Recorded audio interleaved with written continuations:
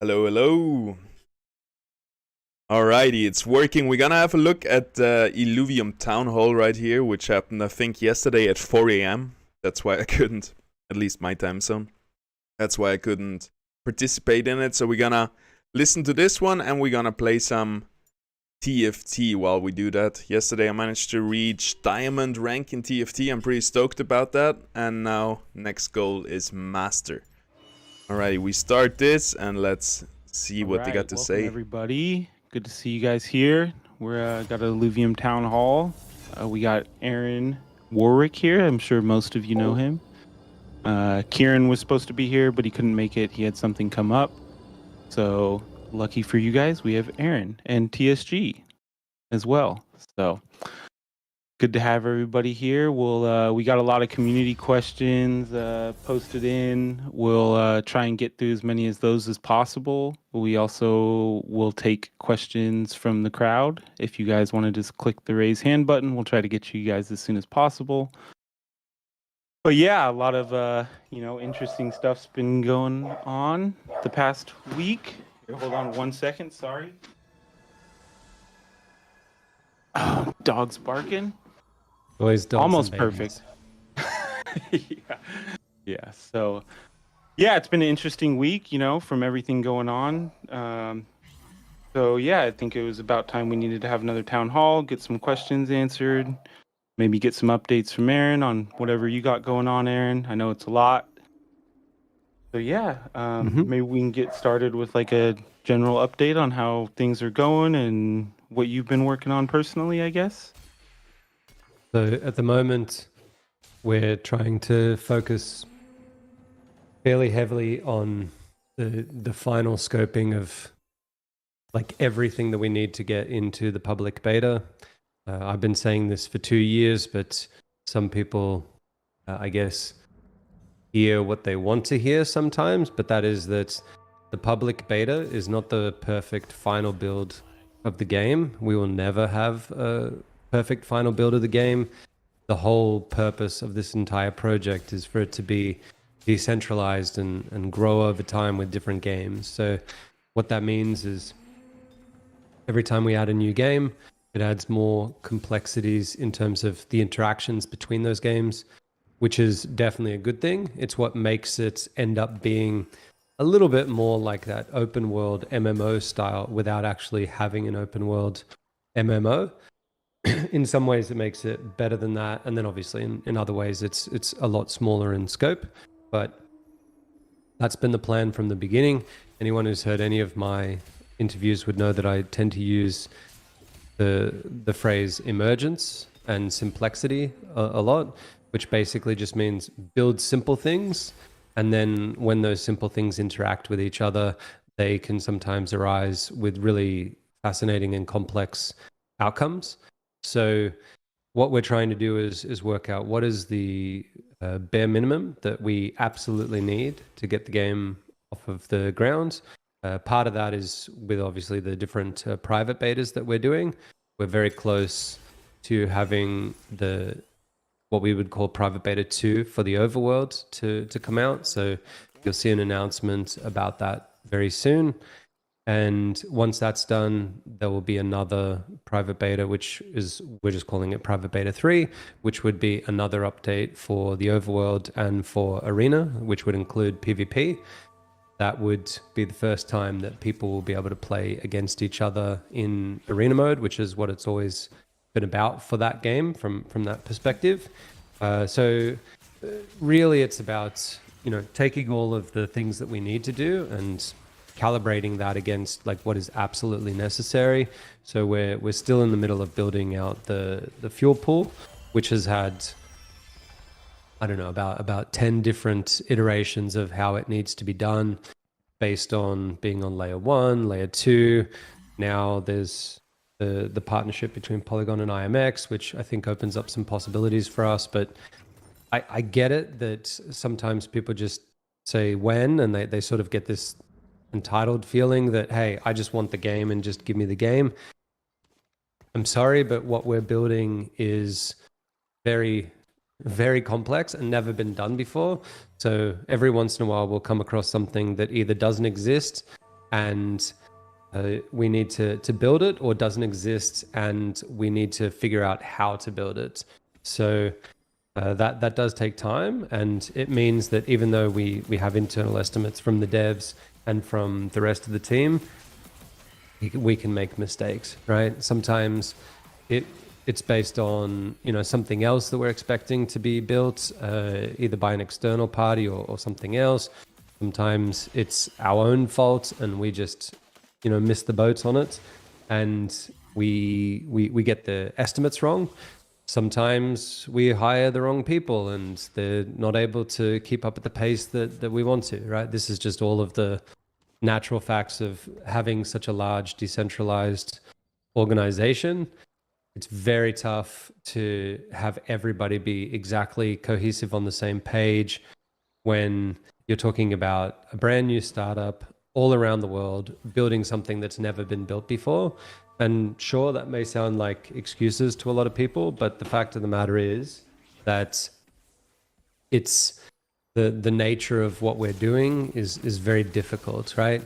The good thing about it is that no one's following us, right? There's nobody out there that is trying to do anything close to what we're doing, which means that while it is risky and time consuming and difficult, when we get there, no one else around, right? If we can make a game that's just as fun to play as the average game that the average person plays, and then you add all of the benefits, the actual benefits of the crypto promise, that's the game changer. That's that Game Boy moment where it's all well and good to talk about having portable games, but you need to have a good portable game to play.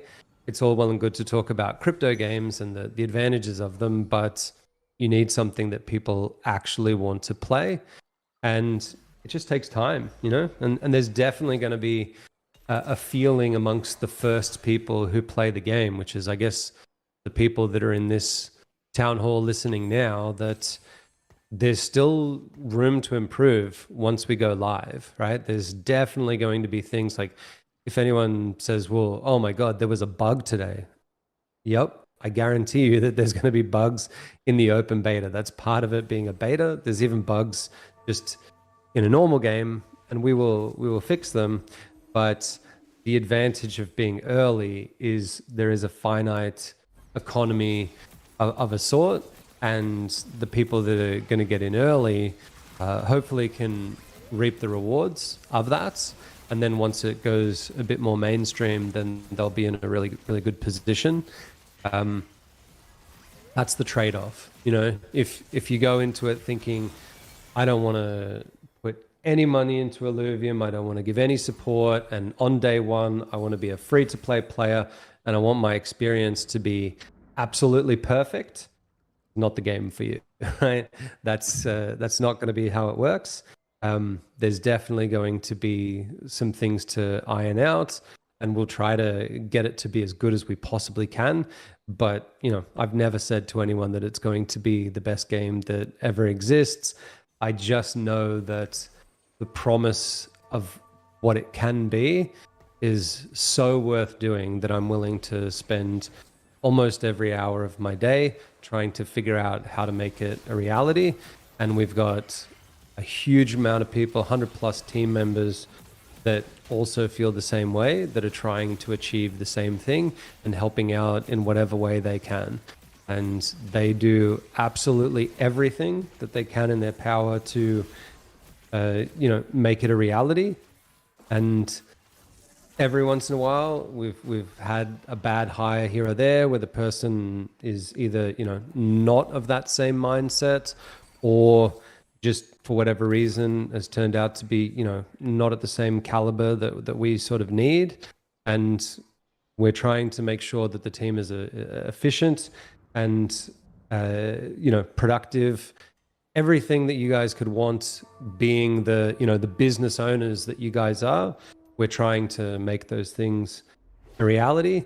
But the fact of the matter is that when you're talking about startups, sometimes things are a little bit off from perfect, and it can take a little bit of time, especially when the meat of your development comes right in the middle of not only a huge financial backlash, but also a cultural backlash that means that, you know, half of the type of people that would be developers for our project absolutely hate the entire concept of the space that we're in, because they've seen people put massive amounts of money into complete scams and get, you know, defrauded by them. And they got sick of it, you know, that right around the start of 2022, it just became very clear that for us getting on, you know, new devs that were interested in this space was going to be incredibly difficult, because 9 out of 10 interviews that we have is basically like, oh, you're a crypto game, then you're a scam, click, and that's the end of it. And since I've been in the space, I've been telling everyone, don't ape into a lot of this crap, because it's all magical thinking, and we can avoid it by only focusing on, you know, the good projects that have people that are genuinely interested in building something cool. And we didn't have that. We just had a whole bunch of people that felt like it was the perfect opportunity for them to put in $1 and get out 1,000, and that's unsustainable, right? And unfortunately, the ones that were the best at marketing their scams are the ones that took the most of the money out of the space. And I've said since the beginning, like, I wouldn't have invested in anything like us unless I knew us personally, because you can't be certain that the person on the other end of that, you know, call or YouTube video or screenshot or whatever is actually honest about, you know, building something for you. And you can look at my comments and everyone on the team's comments, our interaction, our leaks. You can see what we're doing, right? At this stage, it would be absolutely impossible for us to have done, like, the idea that we ever have had anything but, you know, good intentions for the project. What we're doing is way harder than scamming people, right? Like, way, way harder than doing a scam. Scams are easy. You saw a bunch of brain dead morons able to pull them off, and yeah, it doesn't take very long at all. What we're doing is, you know, the opposite of that. It's like putting a massive amount of time into something that at the end of the day is going to be very easily trackable when it comes to things like return on investment. You've seen it with the land, that all of the people that sold land where the use case for their land was, I don't know, it'll be amazing, just buy it and you'll be rich, they're the ones who got rewarded, because there were enough people that just went, oh wow, I want to be rich, I'm just going to ape into that without even thinking. And then when we say, hey, we're going to do something, here is how it connects into our project, this is what you can do, this is how the economy of the whole system works, it becomes trackable, it becomes something that people can actually analyze. And then people start to say, oh, well, what about this and what about that? Or maybe, like, I wouldn't want to spend more than, you know, 5,000 on this, you know, whereas in other projects it's like, I'll spend $100,000 on a piece of land because it's going to mean that Serena Williams will be my girlfriend. And it's just like, too good. You know, you can't, I guess, win by putting things in front of people that they can actually, you know, call you on. And, you know, we've been called a lot of times on our timelines and the value that we're adding, but at the very least, you're able to do it, right? You're able to speak to us. You're able to listen in on town halls, ask questions. You're able to analyze exactly what we're doing, because we're very open about it. You know, we're not secretive about anything. In the past, we said very specifically, after we missed a few deadlines, that people were much more agitated by us missing the deadlines, because they looked at them as ironclad promises in blood, that we were saying we guarantee it by this date. And, you know, we never said that. But then it became a little bit clear that no matter how much we broadcast, that the dates are something that we are striving to hit as a best case scenario, became something that people would read as, nope, you will absolutely do it, otherwise it's a scam if you're a day late. we missed the cinematic delivery by about 30 minutes or something because of a problem with the render, because we were literally getting it done last minute and people started to call it a scam, etc., etc. So that was our reaction to saying, hey, if this is causing so much agitation to people, then we are not going to put dates, because we're talking about a project that is ridiculously complex and no one can perfectly accurately estimate it. But it sounds like there's also people completely agitated by the fact that we are not giving external dates. And so, I mean, I guess the solution is to just go back to giving the best dates that we possibly can, while giving the exact same disclaimers that we've always given. And the fact that we're much further along in the project with a much better understanding of what we need to build, we're much more confident in our dates. But, you know, if we were to say that, you know, tomorrow we were going to release something and then it comes out one day later, I just hope that there's enough people in the community to say, oh yeah, they probably caught some sort of a large bug last second. We're not like Nintendo, right? There's a new Nintendo game coming out, I believe, next month that has been finished completely with everything done for the last 5 months. But they can afford to do that. We can't sit on a game that's finished completely for 5 months. And therefore, when we talk about getting our deadlines done, we're talking about our quality control engineers are testing it up to, you know, the day before something is meant to go live. And that means that there's definitely going to be a little bit less accuracy with those dates. I hope people can understand it. I think a lot of people do, but there are definitely at the very least a small number of people that are very vocal, and that's fine. You can say whatever you want. I'm just letting you know that there are some fundamental realities to the situation, that just screaming "I want a pony" does not always get you a pony, especially when the people trying to build that pony for you are working right up until the very last day, 7 days a week, etc. Sometimes, you know, that extra hoof has a bit of problems that you can't really predict beforehand, and you just got to roll with the punches. So that's basically what we're up to, and my thoughts in general on the matter. I'm happy to answer anyone's questions openly and honestly. I guarantee you there's going to be some people here who don't like my answers about various things, but hey, at least you know it's going to be, you know, my opinion and my honest opinion at that. Yeah, that's good. There's a lot to unpack there, what you said. I had a couple things to say while you were talking about that for a minute. Oh, sorry. Oh, it's fine. I was trying to think of them as you were going, but yeah, it was. I can't even remember. I was thinking while we were on the subject of PvP, but we can kind of move into questions. That's fine. No, it's a good update. Yes, it's. I was gonna say it's my first time ever working in a remote type job. So like you were talking about those hurdles for that, and like. For me personally, it's very odd, like, because there's like 3 of us in America. So, or 4 maybe now. It's very hard, right? Yeah, I mean, like, luckily I'm the minority, You're working at hours that are either very difficult to work out, or you're working at a time when a lot of other people are sleeping or whatever. I mean, for the first 2 years of the project, my solution for that was just, I'm pretty good on 6 hours sleep. I'd say that's my like perfect amount of sleep, but I was working on about maybe 3.5 hours to 4 hours of sleep.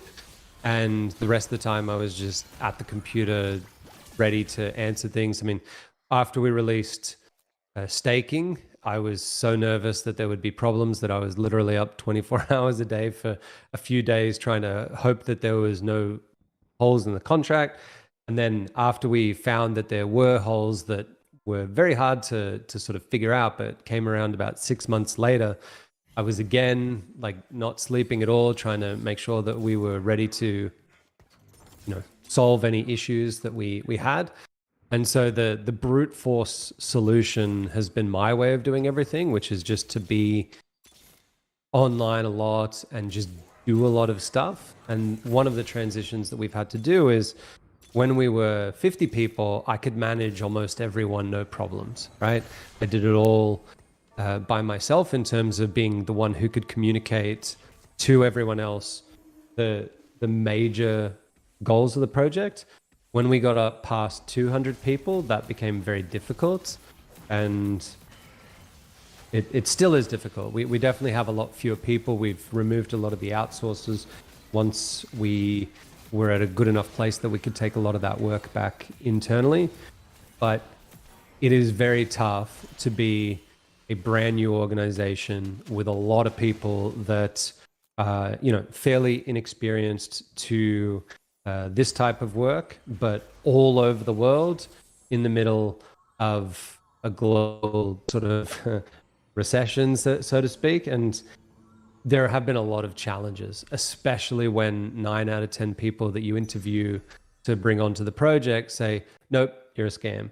And their only interaction is that they saw a bunch of people get wrecked buying monkey pictures. They saw videos of lawyers saying, what the hell are they talking about? You don't get to, own every single piece of it. Just because you own, one picture doesn't make you some sort of like an art magnate or baron or whatever. And then all of a sudden there was just a massive sentiment turn against it. The people that are still here, I think, are the people that understand that there is something valuable about the blockchain. That idea of certainty, that idea about knowing the quantities of things, about knowing that what the contract says is effectively in stone, even though for us, a lot of them are upgradable via things like council stating things. But all of these things make me bullish that it is absolutely the right way to go into the future. Otherwise, I wouldn't be on the project at all. But it's only cool if you do it in some very, very specific ways, which may not, I'm not saying our way is the only way to do it. There's probably plenty, and there'll be some super smart people in the field that actually work out how to do it. But I feel like what's happened is we just came through the .com bubble, or at least we're just at the bottom of the bubble and like working our way back up. And there was a lot of scams where people were saying, www. And then whatever bullshit.com. And people believed it because they didn't understand the tech, and they said, hey, I'm an early mover. I like seeing new tech, but I'm not skilled enough to be able to know exactly what's good and what's bad. And they just go all in it. And a lot of people got smashed back then, and a lot of people got smashed this time around now. But I think what you'll find out of this one is a lot of people saying, prove your use case, prove why the thing that you were saying is going to be cool is actually going to be cool and revolutionary and something that people actually want to do. And that will mean that, the scam detectors will be way better this time around. And I don't think that there'll be a lot of projects funded that are in that sort of scam mentality, which is way better. It means that there'll be more funding allocated to the people that are actually dedicated to building. So I'm really looking forward to this next 5 years. And I just hope that the thought process that we have for building something that could be revolutionary is true. There's never a guarantee, but as I said, I wouldn't be on the project at all if I didn't feel like it had a future. Yeah, that was one thing I was going to say earlier that you said was funny about like scams don't take a lot of work, like scams are gone quicker than you can, they're gone very quickly, yeah. If this was an elaborate scam, it would be the worst planned one ever. It's absolutely, yeah. I could engineer a scam in a week and make a whole bunch of money, no problems. No one would ever know about it, but I would, and then I'd have to neck myself. So, yeah, let's stick to actually making something that makes the world, more fun to live in. Yeah, just give ChatGPT its alter ego and have it do it, right? Not sure if it's that good yet, but I mean, it's a lot harder to pull off a scam now than it was, 2 years ago. But that's the nature. It's pretty cool seeing how many fewer people are getting smashed in our Discord. I used to absolutely hate, for many reasons, having people say, "I just put my money to you, and where's my NFT?" I said, "What do you mean? Don't send any money to me." And they're, "Oh no, but you sent me a message." And yep, there's just millions of dollars going out to really, really easy scams. I don't see that anywhere near as often, which I think is a really positive sign. The other part of it is that that's money that could go towards, funding development or adding into the economy, or someone could be buying your, hollow ram fire, but now it's, with some scammer in North Korea, and it's not good. So I'm definitely bullish about the future. I think that we've got a lot of work for us and the world in general over the next year or two, but I think there's some very cool things coming. Yep, me as well. Okay, well, people are begging to get to questions now. We can go ahead and Sure. get started. Are We'll we bring up. going through the questions that were listed, or are we just bringing people up? I was gonna bring people up if they want to ask questions, and then if nobody comes up, we'll start going through these questions here. Sure. But I know Scoot had something already, so let's go ahead and bring Easy. Scoot up first. Scoot, how's it going? Good. Can you guys hear me? Yep. All right. Well, thanks for coming to take the time to talk with us, Aaron. It's always good to hear from you. I had a couple questions that I thought were going to be for Kieran, more financial side stuff, but since he's not here, they'll wait. I do have a question for you. In the Overworld new beta that we're going to be coming up, is that going to be pushing any updates towards the combat engine that might show in Arena, like the new changes towards dominant synergies for hybrids? Yep. And is it also going to push any new alluvials? Yes. So part of the fact, this is one of the things that's a little bit weird by having, say, private beta 2, meaning overworld and so on and so forth, is technically from the game engine perspective, they are the same game. When we originally did the first arena beta, what we did was effectively just comment out your ability to play overworld, right? So when that first beta came out and you guys were starting to play survival mode, there was a lot of code that you were downloading that was about being able to go and play all of the regions. They were just disabled. Part of this means that when we do an update for Overworld, it would be incredibly complex for us to not include that other stuff. So everything that the guys in Arena are doing is going to be in there, except if we've effectively commented it out. So for Overworld PB2, we will not give you the ability to play PvP, even though it exists there at the moment. And the main reason for that is because there's some definite back-end work that needs to do that we couldn't have it go live. It would be too unstable. People would be too unhappy with it. It's okay for us testing internally, but for testing to the community, we just need to get those pieces finished. And that has taken a lot longer than what we originally thought. Otherwise, the original plan was for both of these to release at the same time. So while Ascendant mode will be effectively grayed out, you won't be able to use it, all of the combat engine will be updated to be used in Overworld. It's just way easier for us to do that. So the simplified synergy system will be in there. The new visualization system will be in there. The optimizations that we've done for performance will be in there. All of the new alluvials will be there. All of the balance changes. There's a bunch of things in there that will be the case. Probably so much so that I think when we release it, survival mode will be a little bit broken, at the very least based on balance, and maybe even more. So I guess I apologize about that. But that's the quickest way for us to get it out. It would be a big waste of time for us to spend a lot of time separating those two out. At some point, they will be separated out because the long-term plan is not for Overworld and Arena to be linked. In fact, Arena will be effectively a headless system where you have a game launcher and it does all of the menus and, you know, game modes and putting you into the queue and stuff like that.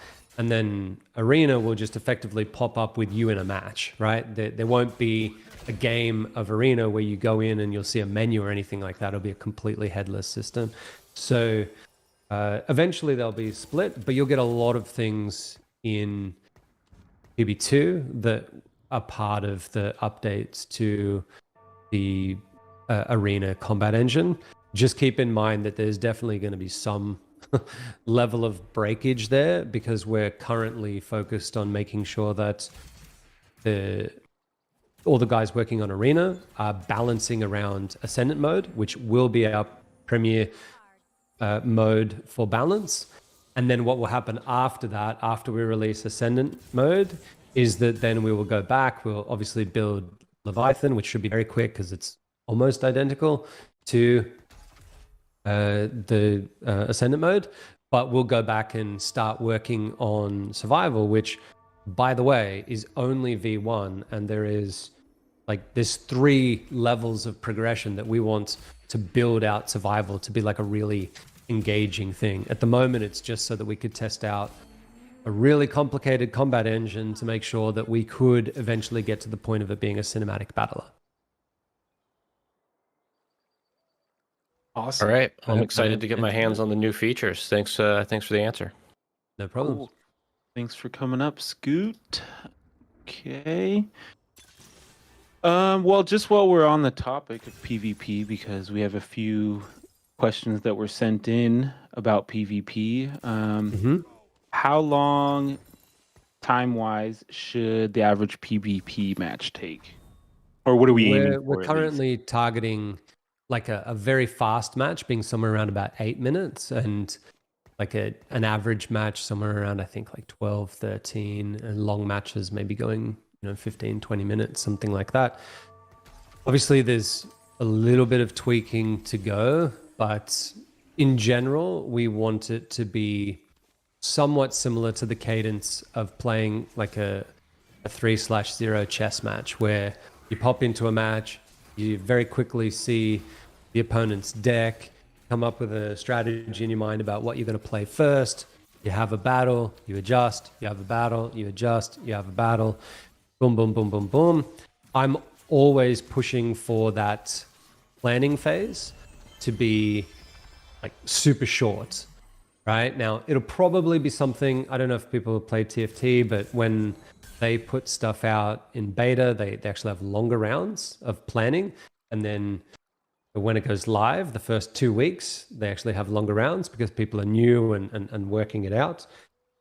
The eventual idea for me is that part of the advantage of being a good player is to be able to quickly synthesize that information rather than being able to, put it into a spreadsheet, play some numbers, do all sorts of things, wait an hour, and then say, yes, I've got the exact perfect battle. We want it to be not chaotic, but a little bit more exciting. And I think that that means that it'll be somewhere around about like 15, 20 seconds of time to place your units onto the board. It doesn't feel good to sit there and wait for say a minute while you've already got your stuff out there and your opponent is, thinking, and, you get pretty impatient these days if something takes longer than 3 seconds. So we want there to be much faster pace. Nice.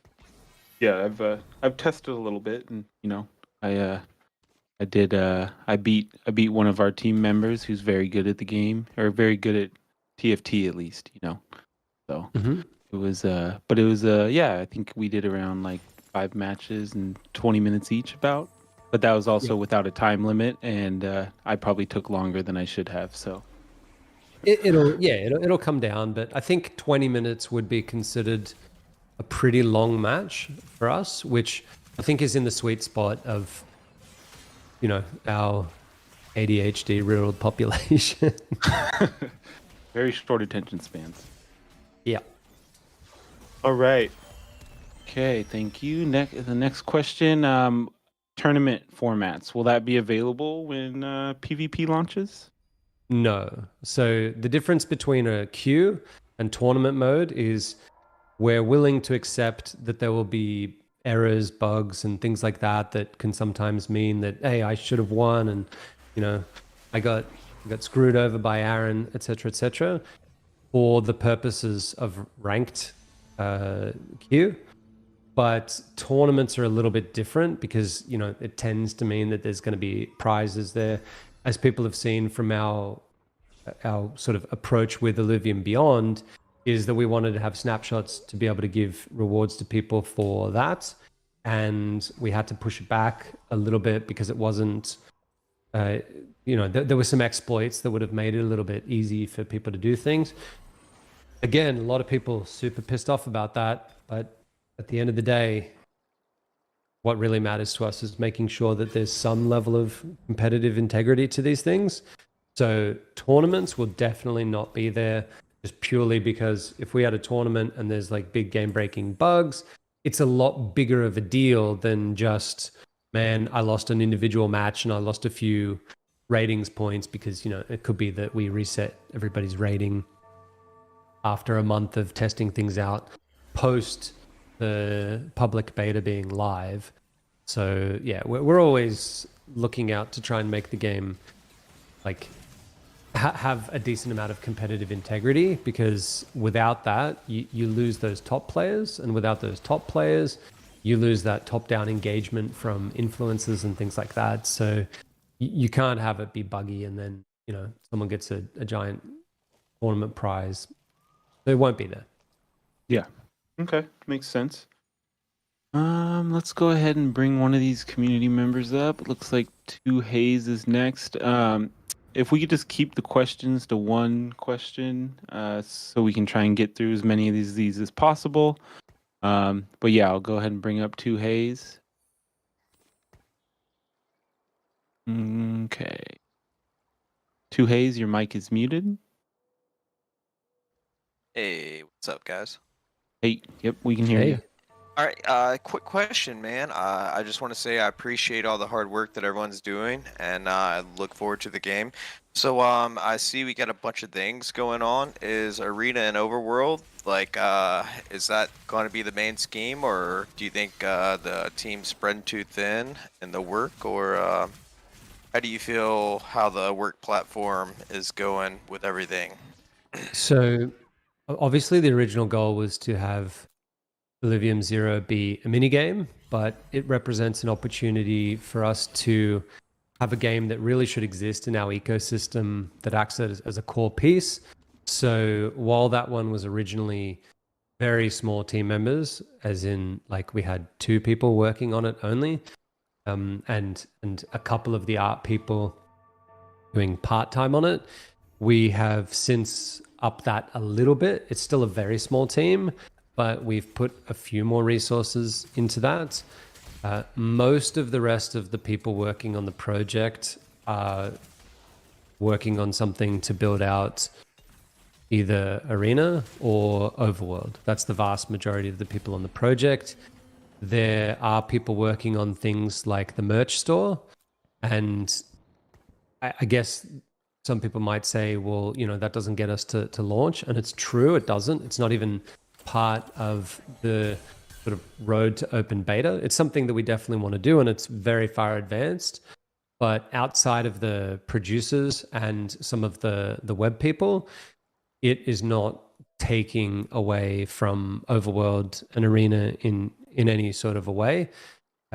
Even things like our back-end team and stuff like that are not working on that. We're using a external system that allows us to get that up to speed a lot quicker. There's the website and the Illuvidex that, in my opinion, are a fairly integral part of the experience. Website itself has been something that has had very little work on it at all throughout the entirety of the project, but staking V2, all of the staking V3 and all of these things do take some resources. but without staking, it's very hard to have the game go live in any sort of appreciable way. So while there are other projects going on, the vast majority of the work goes towards Overworld and Arena, with a little bit going towards Illuvium Zero. We would love to be able to get more people on Illuvium Zero. Probably the biggest time sink of people that could have been working on stuff for, say, Arena was Illuvium Beyond. But one of the things to remember is, even though they're working on Illuvium Beyond, when you look at what Illuvium Beyond is from a technical perspective, it's almost identical to a lot of the things that we do in the overworld. So it had to be done. The ability for us to safely take your stuff and throw it in the garbage and give you a new thing, which is always exactly the right thing based on what you've combined together. When we're talking about it in Illuvium Beyond, it's called bonding, but in the overworld, it's called forging, and it's the exact same technology. So as much as we did have people working on those things, the real point was that there is a way to build out a whole bunch of the systems that we need in a way that allows us to do something that is definitely less complex than the full thing, and it allows us to make it as a stepping stone. So awesome. From an outsider's perspective, I've had people say, well, you know, why do Illuvium Beyond? It's just a complete waste of time. It's definitely not. There's definitely a place for it in our ecosystem, and I'd say about 50% of the work of that, maybe more, is stuff which will be directly used by either Overworld or Arena to do things like, you know, looking up your deck and all of the things that go into the blockchain side of it. So I'm glad we did it. The original plan was for it to take a lot less time, and that's where the failure on our part is, that it ended up taking a lot more time than what we had expected it to. But I'm absolutely not at all apologetic of creating the project because I very specifically designed it in a way that it would allow us to test a whole bunch of things that we didn't have an answer for and really needed one for. Well, I'm very happy with the progress, and I look forward to the progress of what's to happen, and that's very comforting hearing that you're not spreading the team too thin. And man, this is an extremely exciting project, and I'm happy to be a part of. And yeah, just thank you very much for the hard work, and I look forward to hearing more. And yeah, man, you answered my question to the T, so thank you very much for your time. All right, thanks, No 2A's. One thing to keep in mind is the amount of mind space it takes to be able to manage. Like, internally, we have 19 active products being developed. Some of them are products that are used only internally by our team that are required to make the other work go the way that it should, et cetera, things that you guys never see. But with the team that we have and it being all decentralized, that's really tough. And that's probably the biggest mistake that we made, is in having an idea that required just like genius levels of being able to coordinate all of the different pieces.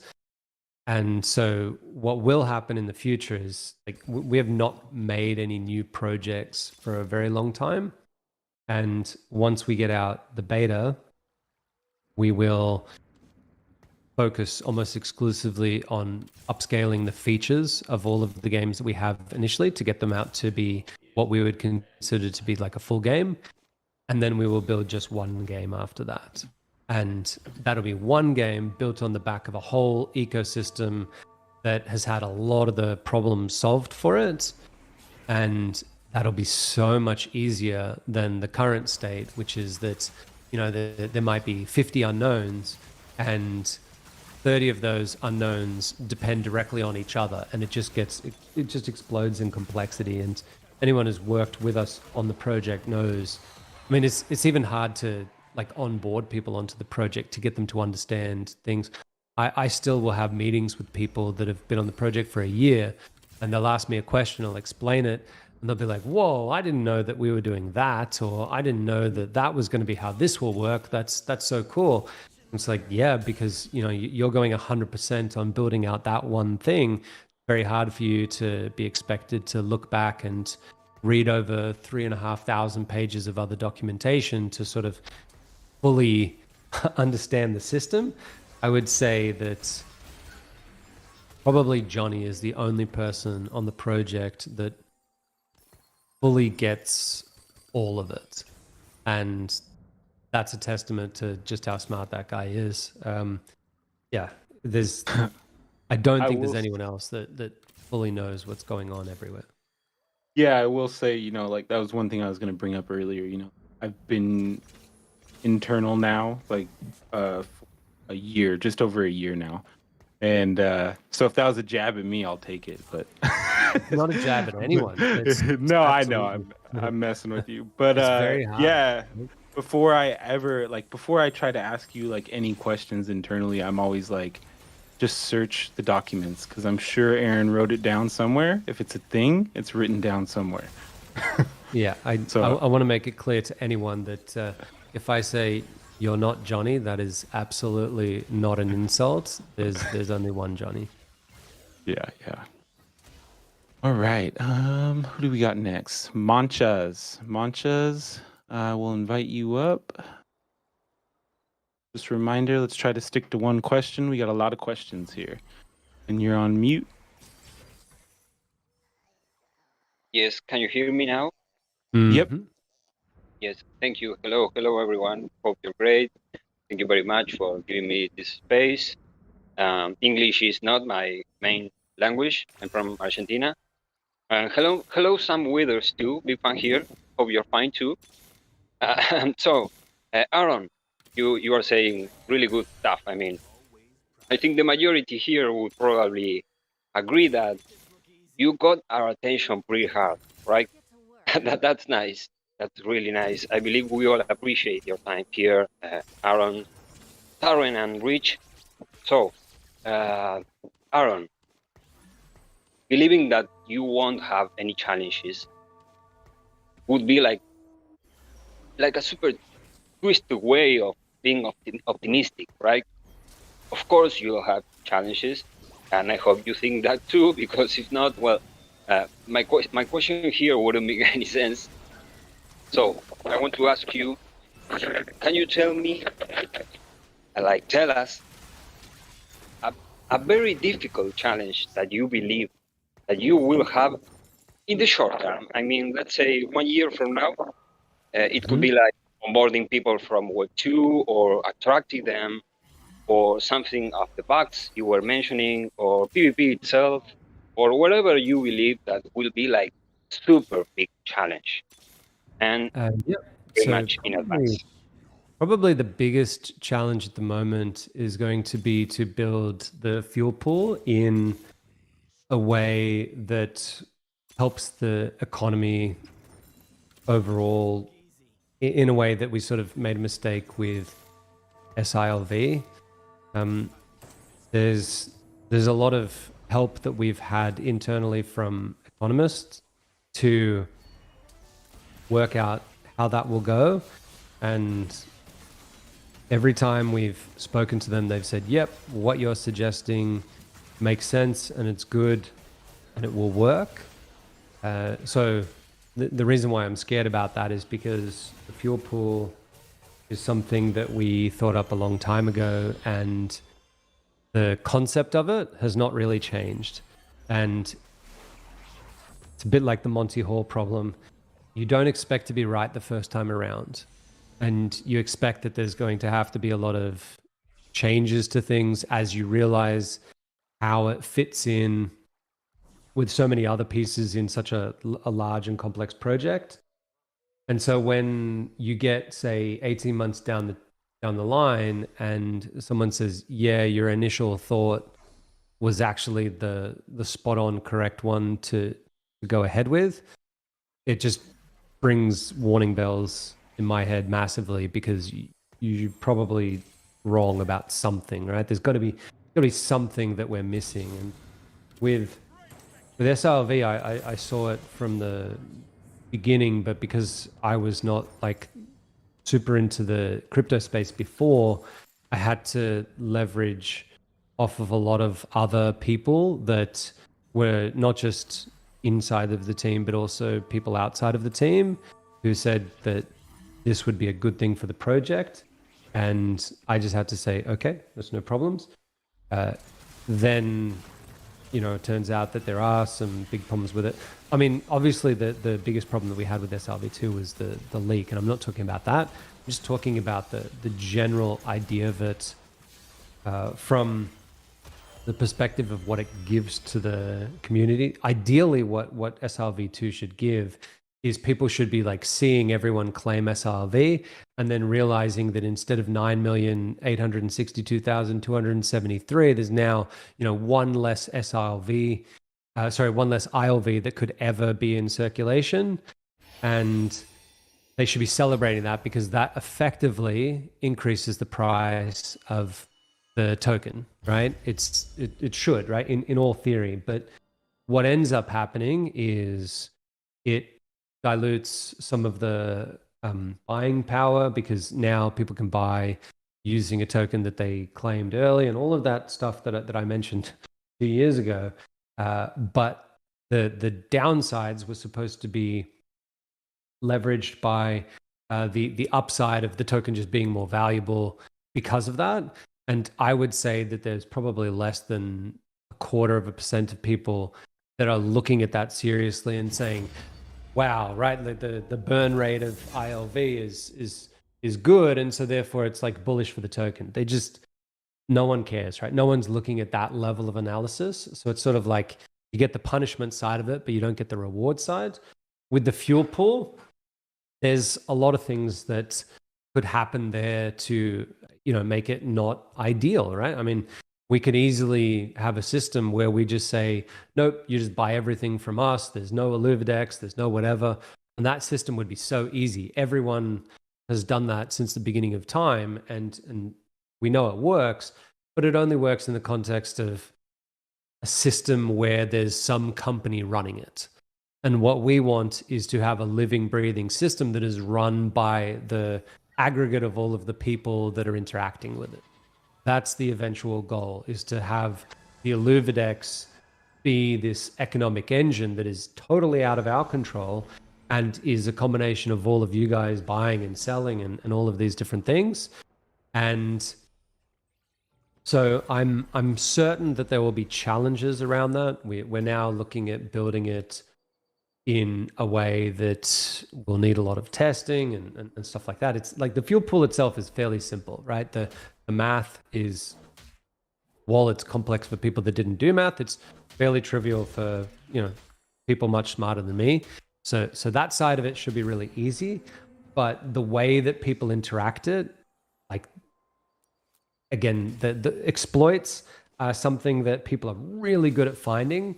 And we need to make sure that that is something that is really, really solid and doesn't have these unintended consequences like we had with SRV. So I'd say that that will be a big challenge. Like I said, every person that I've spoken to has said, yep, great job, that'll work, it's really cool. I don't believe them. I think that there's definitely something that I am missing with it, and I'm going to keep on going until I find it. I've spoken to people about, like, there was originally like 5 big things that were keeping me up at night all of the time, and we've slowly solved all of them. I believe that that is the last one left. I had one that we came up with an answer for just a few days ago that was related to the story part of it, which again kept me up because I like things to have a story related reason for it. It was in relation to set 2 and set 3 and set 4, and we had a story based reason to get to set 2. We didn't have we didn't have a reason to get to set 3 or 4. And originally it was, I'll cross that bridge when I get to it. But the back of my head was thinking, you have to solve this, right? Like, no one else is going to solve it. No one else is thinking about it on the project. It's got to come down to you. You got to get this right. Otherwise, it's going to ruin it, and then it'll be all your fault. And I think I've come up with something that I'm really happy with. I've told a few people internal about what that would be, and it wouldn't just solve set 2. It would actually explain set 3, 4, 5, 27, a million. And that feels really good. I actually have slept a lot better the last 2 nights for having, I think, solved that. You guys might find that the story element of it is a complete pile of crap, and I'll just have to wait and see. But I think we're pretty close to having no like huge hurdles. We're looking at exactly how we're going to integrate our account system with IMX passports, which is going to be obviously a technical challenge, but most of the smart people on the team seem to think that even though not all of that is finalized, that will be okay. So big challenges are small. I'd say the fuel pool is probably the biggest one of them. Originally, my biggest issue with the fuel pool was that we were going to do it on layer 1 and it was going to be expensive. There was going to be gas fees. And the only reason why it was working out okay is because, you know, the price of everything was $1 billion and spending $10 to do some transaction wasn't a big deal. Now spending $10 is a massive deal. But with this new IMX system that's they're rolling out, I think we can make it be like super cheap and intuitive and customer driven, and we won't have to worry about the prices or anything. These are all very cool things, but when you get a lot of those cool things together, you start to think, shit, so what if someone finds an exploit? And sometimes I know if a system is completely unexploitable because you can make it like provably so. I don't have that level of confidence with the fuel pool, so I guess we'll just have to keep working at it. All right. Thank you, Manchas, for the question. Yeah, it's a really good question. I like that one. Thanks you very much. Thank you. Yep. Okay. Keep taking some of these community ones because it's covering a lot of the written in ones anyways. So let's bring up Sneaky Poke. Hey guys. Hey, how you doing? Great. So we haven't heard much about megacities in a while. Will it be live by the time open beta hits? And as a shameless request coming from a guy who owns 4 connected plots that isn't a square, can we get an update on the definition of a megacity since not all cities are squares? So the answer is no. Megacities won't be live. Megacities is an expansion, so I would say something like, you know, live combat in the overworld is on the borderline of what we would call an expansion, because it's like always been planned since we moved to having it be a 3D game as like an endscape and an end state, and Arena being able to sort of patch that was sort of always planned. That would mean that I would say like maybe in the overworld that would not be considered an expansion, but megacities is very, very specifically an expansion, which means that we are going to get everything working well with the current state where you can be doing everything in the fuel pool, etc., etc. That will be going for a decent amount of time, and we want everyone to be loving it, happy, it's got its economy running, etc., etc. Only then would we look at adding megacities. As far as like getting a definition of what a megacity is, I can't say for certain, but I would say that the most likely case is that having contiguous plots is not enough, and they have to be in a particular geometric configuration. The reason why I'm hedging my bets a little bit on this is because there's an obvious answer if something is true that I want to do, and there's another obvious answer if I don't get my way on a particular thing, and that particular thing is very hard to do and I can't bring it up now. But if what I get done gets done, then the answer would be very specifically no.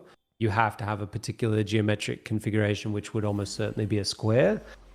And so as much as like you probably don't want my thing to go ahead, because if you've got plots that are like in a line or something like that, my system will mean that you'll never get your long mega city.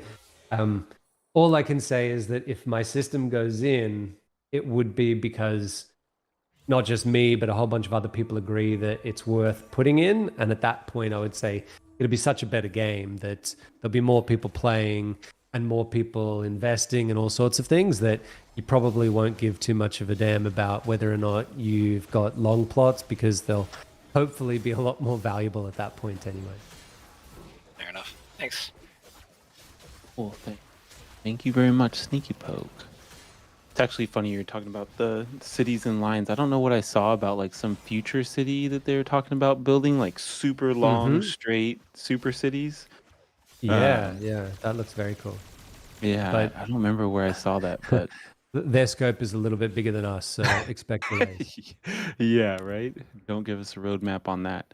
Well, actually, on that subject, have you seen the roadmap? Can we still expect that this week? I don't. I mean, I see. Yeah. But there's the problem with a roadmap is that if we were to release one right now, there would be some percentage of certainty around some of it, and then less certainty around other pieces. If people can understand that we could show an overall thing and say, this bit is uncertain because there's a little bit of technology that we have to build for it, then I'd be fine with opening it up. But I will reiterate for the millionth time, there have been so many times we've been very clear about things and people just read whatever they want. So that's my fear, is that we put out something and someone says, oh, great, that's an absolute guarantee. It's been written into the blockchain that we will get this on exactly this date. And that's not the case.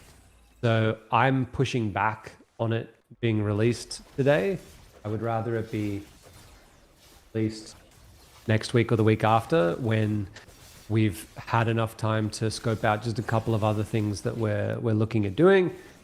If I get voted down on that, then what will happen is we will put out that there is some level of uncertainty around the estimates of some of the pieces, because there's interdependencies that can push other things back. But yeah, putting a big picture that has words on it has always been a little bit of a difficulty, because people don't read the words part.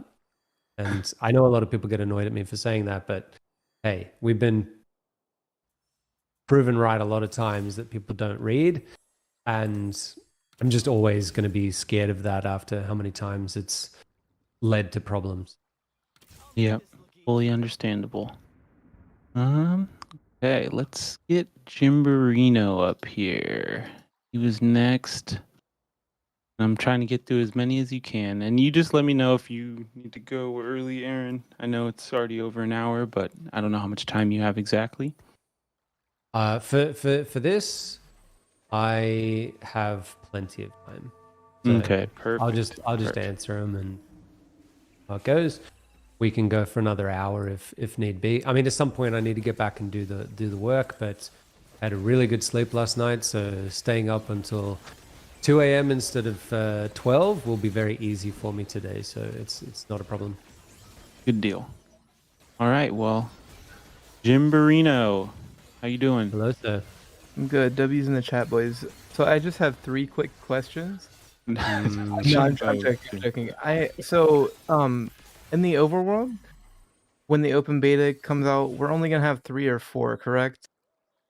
So it depends on whether or not you consider Sanctum Mesa to be an unlockable region. There'll be 3. Okay. There'll be 3 regions plus Sanctum Mesa. So with that, in those regions, are we only going to be able to get those alluvials? And then when the regions are released, are you going to release one at a time and then unlock those alluvials as the region? So there's a bit of nuance to this answer, but number one, when the game first goes live, you will only have access to one region, right? We will very quickly open up another region. It will be completely finished to the point of it being at open beta state. So that will be Crimson Waste is the first one that will be available. And then we hope, at least what we're planning for, fairly soon after, someone will unlock either Brightland Steps or Abyssal Basin. We've chosen those regions because we can get by with not needing to fudge the numbers too much on it to make it so that all of the alluvials that are available are available in the right sort of ratios. But at the end of the day, it's people that will be unlocking the regions. So it could be that it's a week, 2 weeks before the next region goes live. We'll hopefully have the math correct so that it's in the sort of expectation that we think it should be. So it'll be fairly quick after that. But I would imagine that there probably could be, say, a week where you've only got access to Crimson Waste. It'll depend. And there'll even be a period of 24 hours where someone is going to have access to it by themselves if they want. So that's kind of cool, but we will adjust the numbers a little bit, right? It doesn't do the game any favors to have too large of a discrepancy between the different affinities in the game. So therefore, there will probably be some sort of adjustments that are needed where, like, once we get region 4 and 5 and 6, you'll start to see a much smoother situation where if you go into Crimson Waste, you'll be much more likely to find fire alluvials and things like that. Whereas when the game goes live, you can imagine that while fire alluvials might be a little bit more seen in Crimson Waste, it'll probably be less so than what you'll find once a few regions are live. And if it was a single player game, wouldn't matter at all. We would lock it in place and you'd have a fire region that you can go to, and mostly there'll be fire stuff, and then you'd find all the different regions and stuff. But these are the limitations that we have in building out a game where you're playing communally with so many other players. That's one of the advantages of single player games, is you can have an experience tailored to you. In Illuvium, you're sort of like, you're a speck in a large ocean of players, and you've got to try and find your own little niche here or there to, make your way. And like, that's really cool, but it just means that there's some areas where it's going to be a little bit off to begin with. I guess my point is, when you go into Crimson Waste, you'll be like, why is there like 15% water alluvials in here? This doesn't really make any sense. And it's more because if we didn't do that, then very soon the early fire alluvials would become a lot harder to capture and a lot sort of more rare, and like there's a few skewing things there. But I guess the large takeaway from that is that, number one, when I say 3 regions, there's absolutely only going to be one region available, and that region will be available not because of anything you guys do. It'll be for some other reason that region will be unlocked. But after that, up to you guys what happens. Okay, so the numbers are going to be bumped up for like water alluvials and Crimson. There's not going to be like an unlocking period for alluvials. For a little while, until we get a decent amount.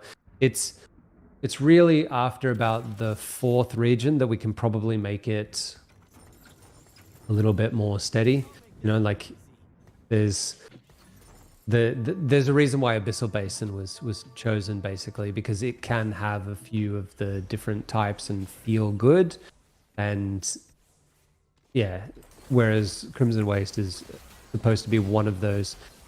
We have 5 regions, which are sort of like considered affinity regions, where there's a very strong one, and then we have 2 regions which are a bit like anyone, like you'll see anything in them. And for reasons that I can't go into, one of those sort of like even regions can't be in the first 4 that we have. And so therefore it forces our hand on a couple of other things. Outside of that, up to you guys. All right, I appreciate it. Thank you, Aaron. Thank you, Rich. No problems. Thanks, Jimbo. There's a little bit more than one.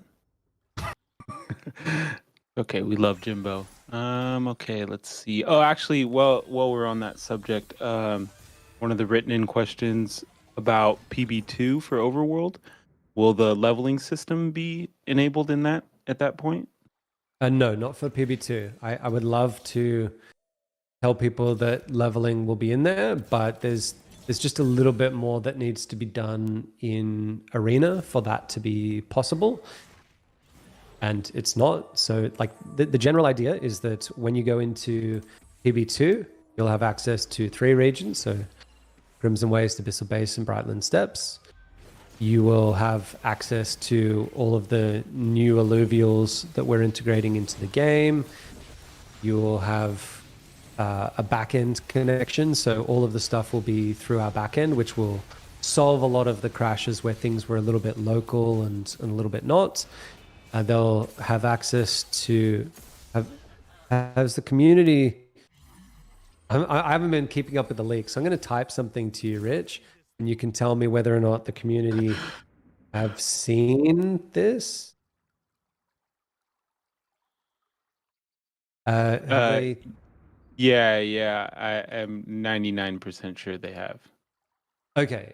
So you'll have access to the morphopods, which are sort of like a little bit of a consumable system that will interact between Illuvium 0 and Overworld. It'll also have some implications for Arena, but not as much. We have the new overload mechanics, so people who've played Arena will know that the battle boards can overload over time, and what people probably don't realize is that so can the obelisks themselves, and people can theorize as to why that is. But so you'll get the overload mechanic, which is effectively a way of. This was something that Grant came up with, which I thought was super cool. I gave him like these ideals of like what we would need to have in the world. The general idea is that we want it to be exciting, but people need to remember that it is still at its heart, so that it can't be exploited a pack of cards. So we didn't want it to be like really skill based and have like the top players be able to take out, say, 10 cards, and a weak player only is able to take out 1 card, because even though that might sound interesting for someone to deal with, it's going to be a demotivational factor for a lot of people, and they won't play the game. And that's like not buying cards in packs and buying them off of the marketplace is all well and good, but because we have tied a lot of the gameplay to this pack opening experience, wouldn't be good for us. So we needed something that would be exciting, while at the same time, if you took your time and sort of paid for it in time, you could be just as good as a top level player. So if you're a top level player and you want to finish a run of a region in, say, 10 minutes or 15 minutes, like, go for it, do it, and that's fine. But you better be like really skillful, because at a certain point the region will overload and you'll have a lot less space to travel in, and that'll make it much more difficult. If you just want to take your time, you can do all of your scans, you can look around, you can spend 3 hours in there, plan out every little detail, and maybe even get a better haul than the really skillful players that want to do it quickly, because you're willing to spend 3 hours there compared to them spending 15 minutes. And then there'll be everyone in between, right? Some people would be like, I want to do it reasonably quick, or, I'm probably the extreme case where I'm the sort of guy who walks around and does all of the side quests and then kills the boss with 1 punch. And then there's other people that get in there and die to the boss 50 million times until they eventually get the skill to beat him while wearing a pot on their head. So, we want to cater for a lot of different, things in there. And the overload mechanic, I think, is a really good and simple way of covering all of that. You'll get the new movement mechanics of sliding and gliding that they've seen. You'll get the environmental movement mechanics, which is the lily pads and the bubbles, and a whole bunch of quality of life improvements. So it'll feel really good, but it's still not the full game. And like for that reason, I don't think that we're expecting people to just be like addicted to it, play it for 1 million hours.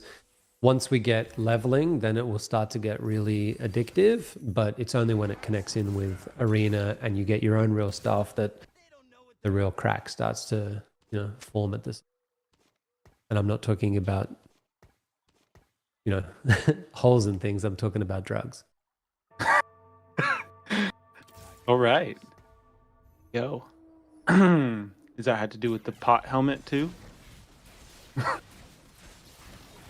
Well, I think that guy is pretty cracked out. So, yeah, I don't know. Maybe that's a bit of both. All right. All right. Bring up Mealstorm. Invited you on stage, Mealstorm. If you are here. Nope, he took his hand down. Okay. Bitcoin Maybe I just answered his Berserker? question. Yep, quite possible. How's it going? Hello, can you hear me? Hey. Yep. Awesome. Well, first of all, my first language is not English, so I apologize if I speak wrong, something like that. And just to make it quick, my question was taking a look to the prices of the discs. Do you guys have like a certain range for the prices for the traveling in this stage 1, stage 2, or stage 3? Like, are you expecting, I don't know, stage 1 to be around the disc standard, like $8? We have like any topic on that? This goes a little bit back to the fuel pool. My thought from the very beginning, I'm a big believer that if you can set up fair systems, that market forces are the best way to run. It's nothing to do with my politics, but anarchy is something that I've always loved. The problem is that anarchy in the real world has a lot of problems and challenges that we don't have to deal with in games, right? So when you get to a game, having anarchy and effectively just simple systems that everyone is even in, there's no propping up, there's no setting prices and stuff like that. I find them to be super interesting. I guess a lot of the economists that we've spoken to have also found it super interesting because it's not the sort of thing that they can do in real life all that often. So if my way of thinking goes ahead, and again, I don't get to make all of these decisions, so I'm only speaking for me here. If what I want done happens, then we will set a price for actions in terms of fuel. There will be a pool that will have all of those fuels together.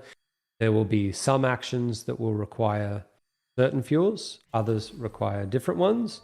And then there will be a fourth category, which is actions that can use any of the fuels. That last one is our way of keeping the system balanced, because we don't want there to be arbitrage in the system. We don't want people outside of the system to be leaking money out of it by being able to buy and sell. So this is some of the reasons why I say that the restrictions that we place on the fuel pool are very complex and deep.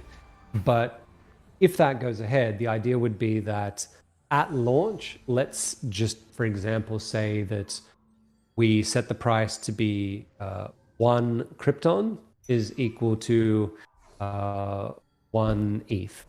Right? Now, I don't think that'll actually be the case. It'd probably be a much smaller amount, but just for the sake of argument, let's say that it was that. Then let's say that there was a bunch of people in Illuvium 0 that were like, yeah, we love that price, 1 Krypton per ETH. I'm all for it. I'm going to sell every bit of fuel that I have onto the pool because I think that's a great price. I'll sell Definitely. It all on. That will instantly dip the price of that. And since it'll be fixed at, some action is just one 1 Krypton, the cost of doing that action has come down rapidly, right? And it may keep on coming down as the demand for doing the action is lower than the supply of fuel that goes into it. At some point, they will find an equilibrium where there's an equal amount coming into the system as going out of the system, and that will determine the price. Now, we have suggested that there could be a rails system. Every economist that I've ever spoken to has said that that is a terrible idea. The only reason why we put it into that initial IIP was because there was a lot of, I would say, lay people in the community saying, no, it has to be a fixed price or no one will play the game. I fully disagree with that. I think that there is not a human on this planet that doesn't understand fluctuating prices. And if it is marked in there as like a planned feature of the whole project, then it actually generates more interest than doing it the other way. Gamers will go in and they'll say, there's a bunch of free actions that I can do. There's a bunch of games that I can play that don't require me to spend any money. It doesn't cost you any money to go in and play a round of Arena. It wouldn't cost you any money to go in and play a cart-based game or a dating simulator or whatever. So they will look at the price of the fuel for things in the overworld and say, do I want to do this today? No, it's too high. Right? So I'll go do these other things. And then they come back a day later and everybody else has had the same idea as them that, nope, we're not doing that. And the people in the Illuvium Zero side are probably similar minded. So they're thinking, hey, fuel is expensive. It's good for me to sell it. I don't want to stockpile it. I want to sell it right now. That will instantly drop the price down to that equilibrium. And then, Tuesday rolls around and people go, yeah, now the price is good. I'm going to buy a bunch more fuel, and it will go up and down. And the only input that I would like to have is through expansions to Illuvium Zero and expansions to the game world. That is something that is fair and reasonable for us to build into the systems. What I don't think is good or fair or reasonable is for us to arbitrarily say, this is how much something should be. When it comes to money and what people think something is worth, I mean, that is an absolutely shit way of doing it. And the only reason why most of society views things that way is because they don't have a way to automatically market it. If Apple could, come up with some sort of a system whereby, the price of iPhones fluctuates depending on demand, and they didn't have to do anything with it, they'd make more money. But like being able to fluctuate the prices of them on a daily basis in a way that doesn't look like collusion and stuff like that is very hard. We get the advantage. It's the blockchain. We set it, we forget it, it does what it does, and it's designed to be that way. So I'm always in favor of no rails. I'm always in favor of things being reasonably good value. I think that most people are in favor of it being reasonably valued. I don't think that you could ever get it to the point where it would be like $1,000 for a trip, unless some crazy things are happening where there's like 1 billion people wanting to play the game and we don't have enough time to build out some expansion. And people were paying $999 just the day before.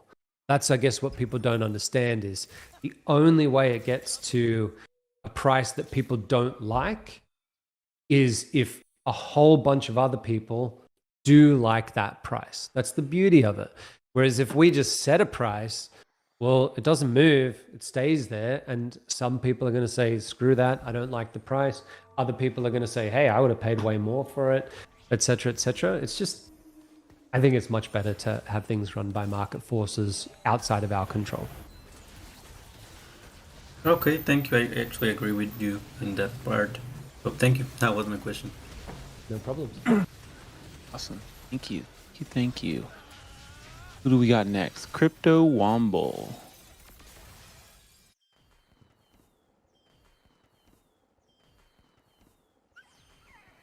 I sent you the invite to come up, Crypto Womble. If you, yep, there you go. Just unmute and you're good to go. Maybe.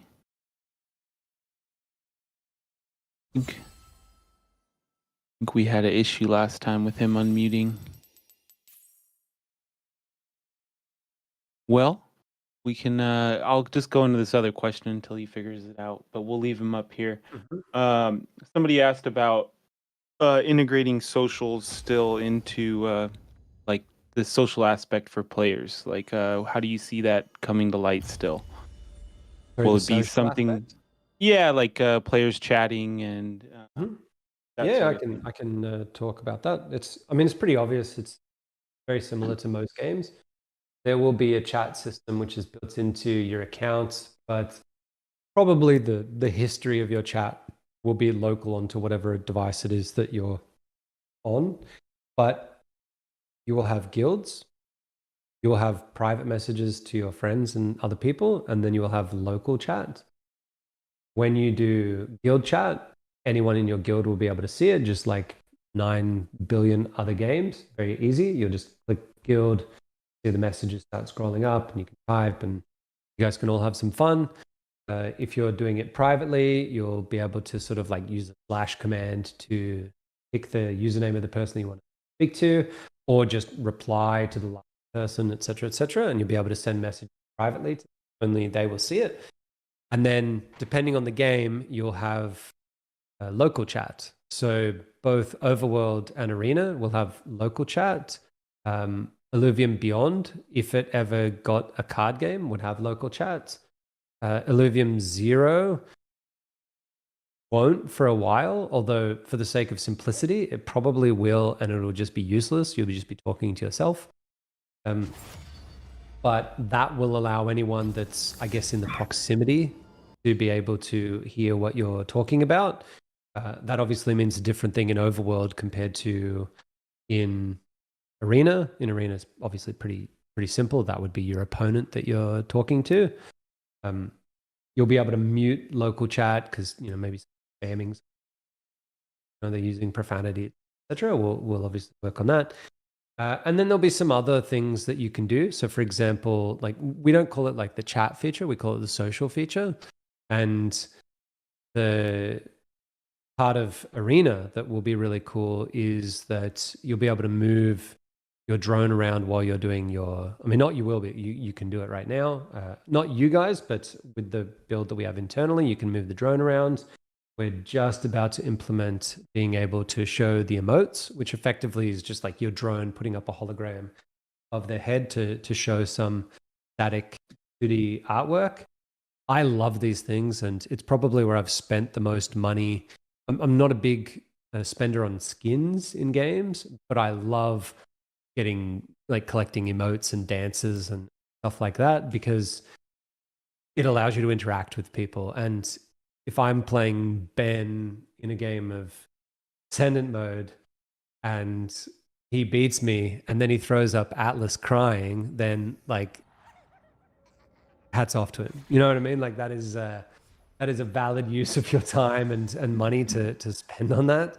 There'll be some emotes that you'll get through achievements.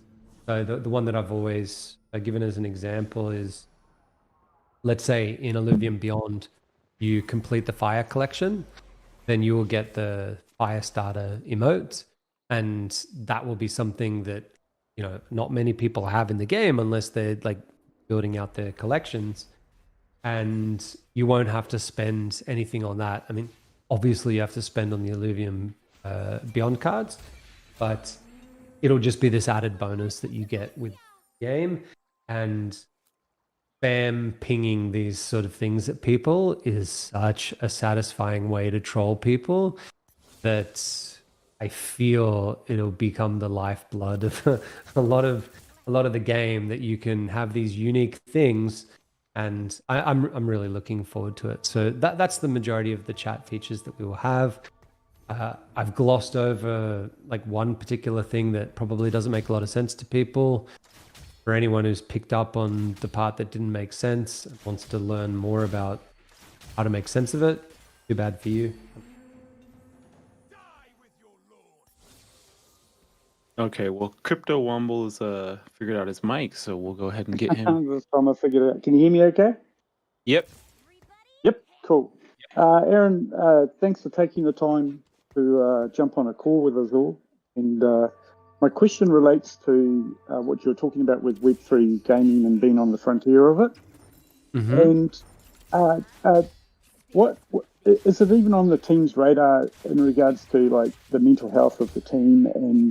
And what I mean by this is just like, you know, the whole, you know, the analogy of a stand, the spectators all in the stand, and we've all got our opinions on things. And if I was a team member putting my heart and soul into, you know, what you guys have done is truly amazing with and built with Illuvium, and I see these comments throughout Twitter, and I'm thinking, man, if I was a team member reading some of this crap, I'd just be, you know, at times I'd be quite despondent. And so I'm just wondering if it's even on the radar, or you guys just totally blow it all off and it's not even an issue. But, you know, like just talking from a human being to a human being, it's like you can only take so much dog shit thrown at you before it starts to affect you. So I'm just wondering, like, is this kind of thing even on the radar for you? Right. Yeah. So we, like, internally, we have spoken many times that we praise the team, obviously, when, you know, we get these big releases and celebrate it. I speak to a lot of the team, and, you know, the lead speak to all of the members all of the time. So from that perspective, I think that there's a good feel on the team that everyone is looking out for everyone else. It's one of the reasons why, like, I've not felt it to be like a big deal to remove someone from the team that I'm sure isn't of that same mentality, because internally it can also feel bad if you know that, like, you're putting out twice as much work as someone else, and so if someone else feels like they're sort of taking advantage of it, you know, we're very, like, tough on making sure that people are, you know, doing a lot of work. And on one side, that can be good for mental health, because it means that you know that everyone on your team is looking out for you. And we have a really strong bond between a lot of the people on the team, where I think we're good there. From a, like, extra work perspective, it's obviously can be draining, and, like, sometimes people definitely need to take a little bit of a break and come back to it. That can be difficult on mental health. When it comes to, like, issues where, like, we're being attacked from outside, I will admit that I'm probably the worst person at handling that, because number one, those things don't really affect me. I don't know why. I just don't care about it. I don't look at Twitter, so I don't even really know what's going on from that perspective. And so I will admit that there's probably a lot more that I could do to sort of, like, be monitoring that and you know, speaking to the team members about it individually. But it's not really my area. I'm definitely more robotic than a lot of people. So I think it was Fraggy. I think it was Fraggy that mentioned the other day that often it's the complainers that have the loudest voice. And before I go, I just want to say, like, there are so many of us out there that just think that the Illuvium team are just absolute rock stars. And okay, you might be a little bit behind. And Rubik pointed something out. He's a guy that does a whole lot of posts on IMX, and he said to me, often the path with coding is that we take the wrong path, and, you know, you end up at a dead end, only to then go and restart again. You know, and it's like, the more complex the problem, the more intertwined it is, and it's like, just thinking about that and thinking about what you guys are creating has been just, like, it's mind-blowing. And I just feel that often it's the loud voices that are saying all this, you know, they're one narrative that they're stuck on, and it's just a concern I wanted to bring up, because I sit here reading it thinking, man, how do these guys put up with this shit? But anyway, that's enough. I think that the good thing for a lot of our team is that, maybe I misunderstand this, maybe they look at it more than what I think, is my thought is that there's a lot of the team that is fairly oblivious to it, because they're just working so hard that they don't have a chance to look at that stuff. Then there's definitely some people that do fixate on that, and I wish they wouldn't, because it doesn't help us out too much. my solution to all of these things tends to just be, I'm going to like work as hard as I can to get my part done so that it's easier for other people. When we started to have delays with Illuvium Beyond, I sat down with all of the team to figure out like, hey, what is the issue here?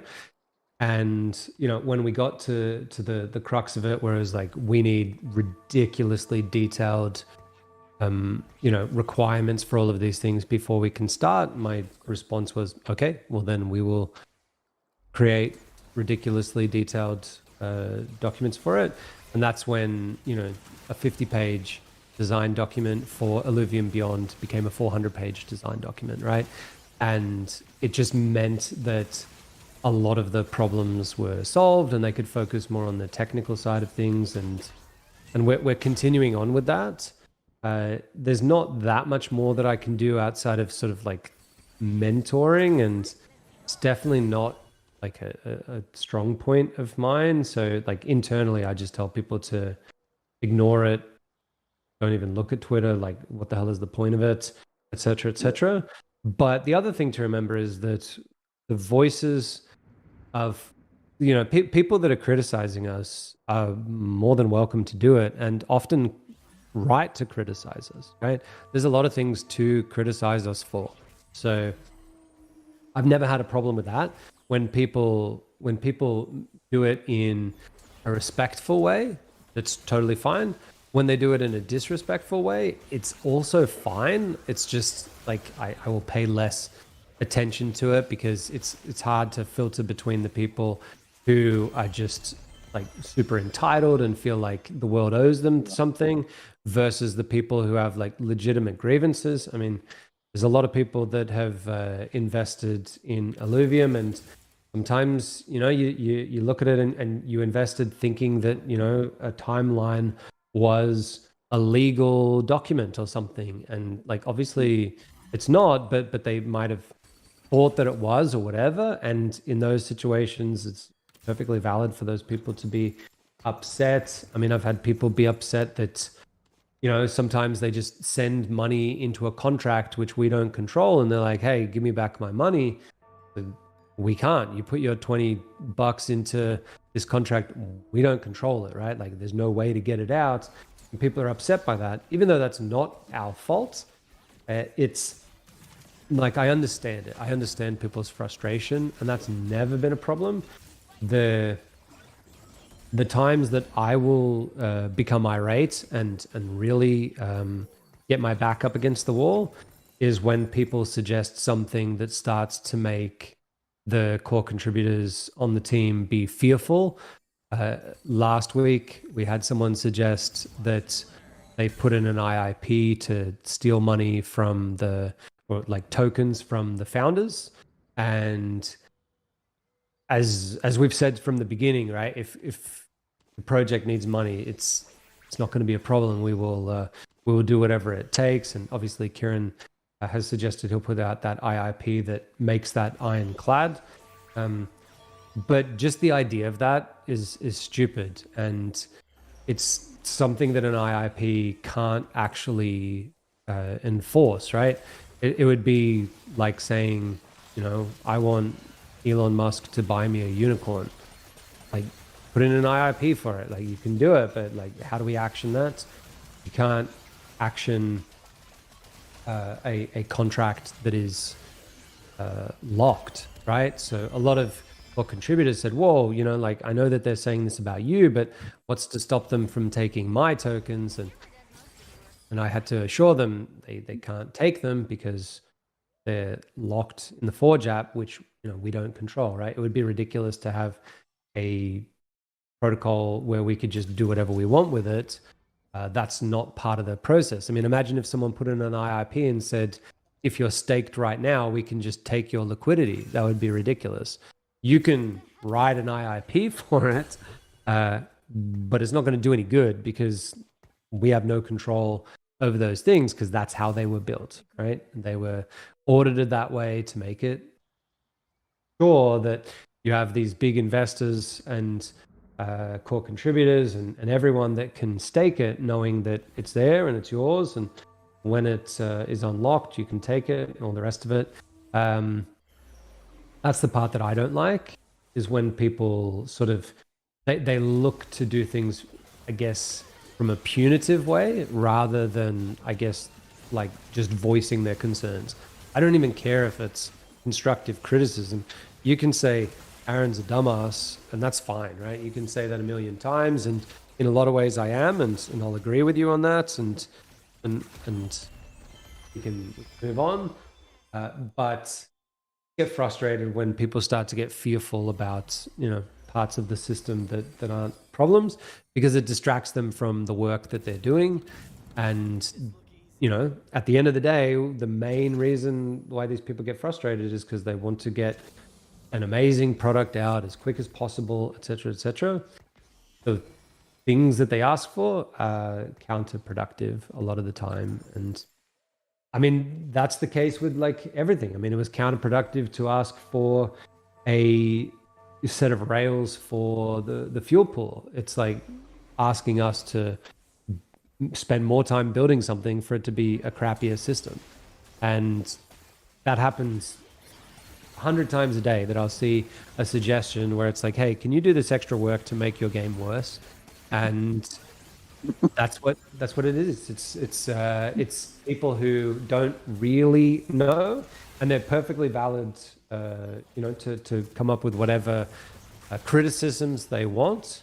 Just when people start to impact core contributors, like that's when you'll see me fight. Yeah, thanks, Aaron. Appreciate all the work you guys do, man. You guys are legend. Thank you. Sweet. Thanks, Crypto Womble.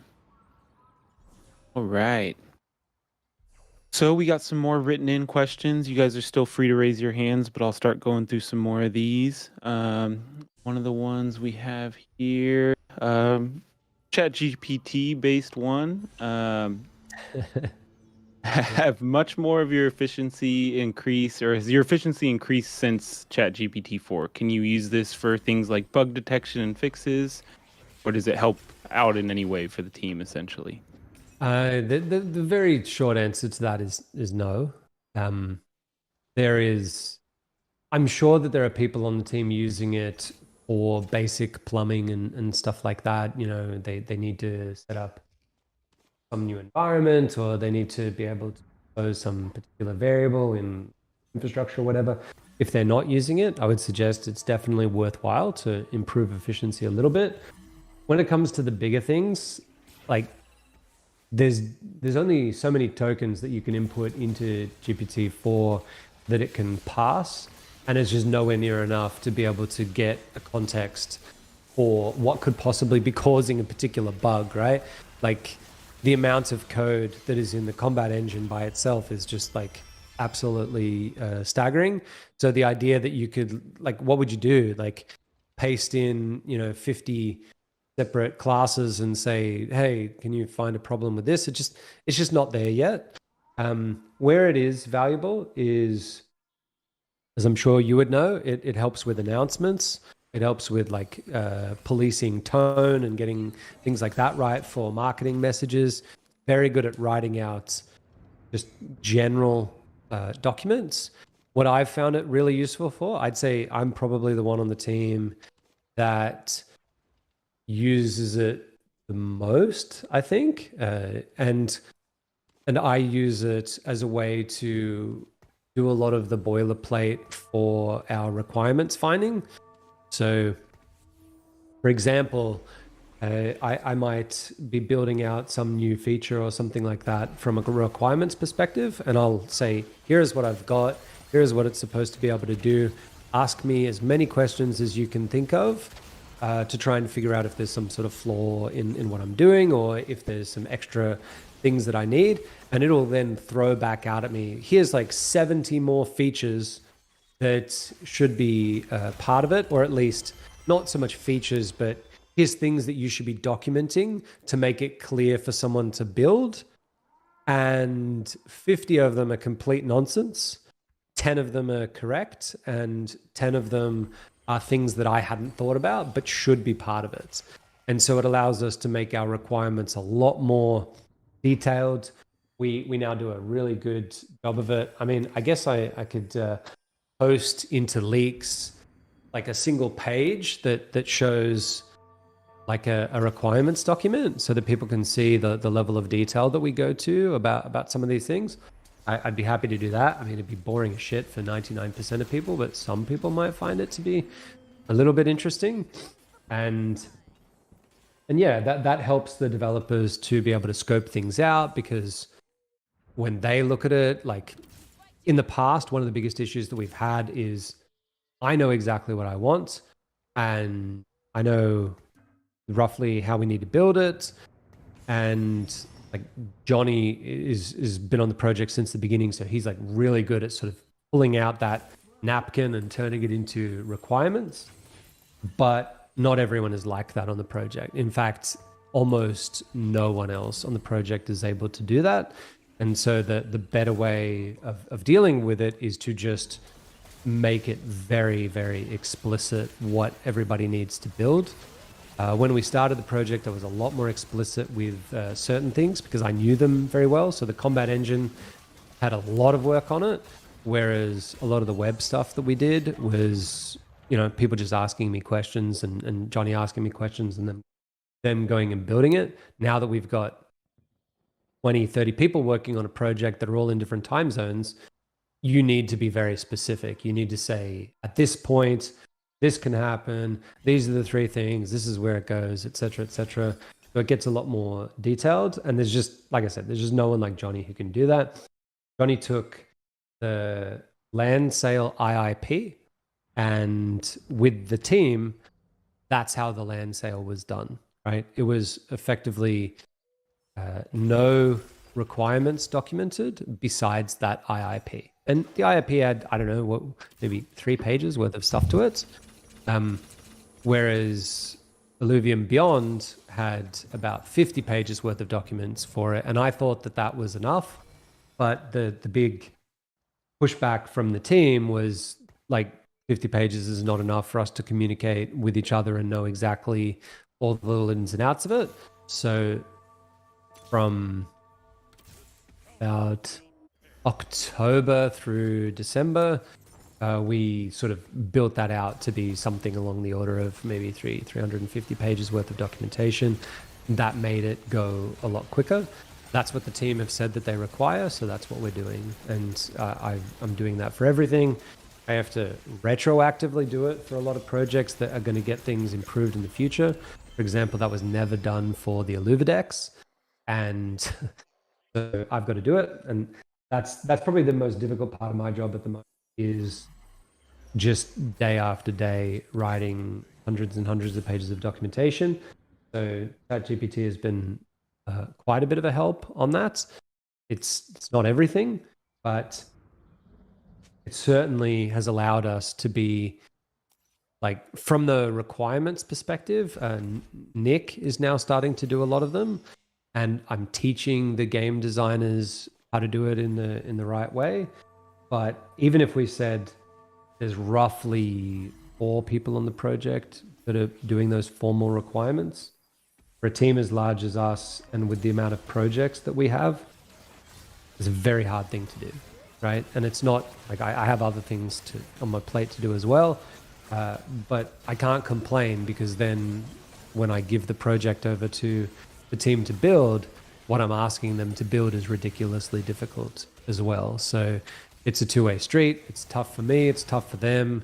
When I ask the art team to build certain things, like I mentioned yesterday in chat, that what I asked Roger to do with the tier zeros was incredibly hard, right? Like just ridiculously hard to do, and he nailed it. Like just absolutely fucking nailed it, to the point where people don't even really understand what he did, and that's what's so cool about it.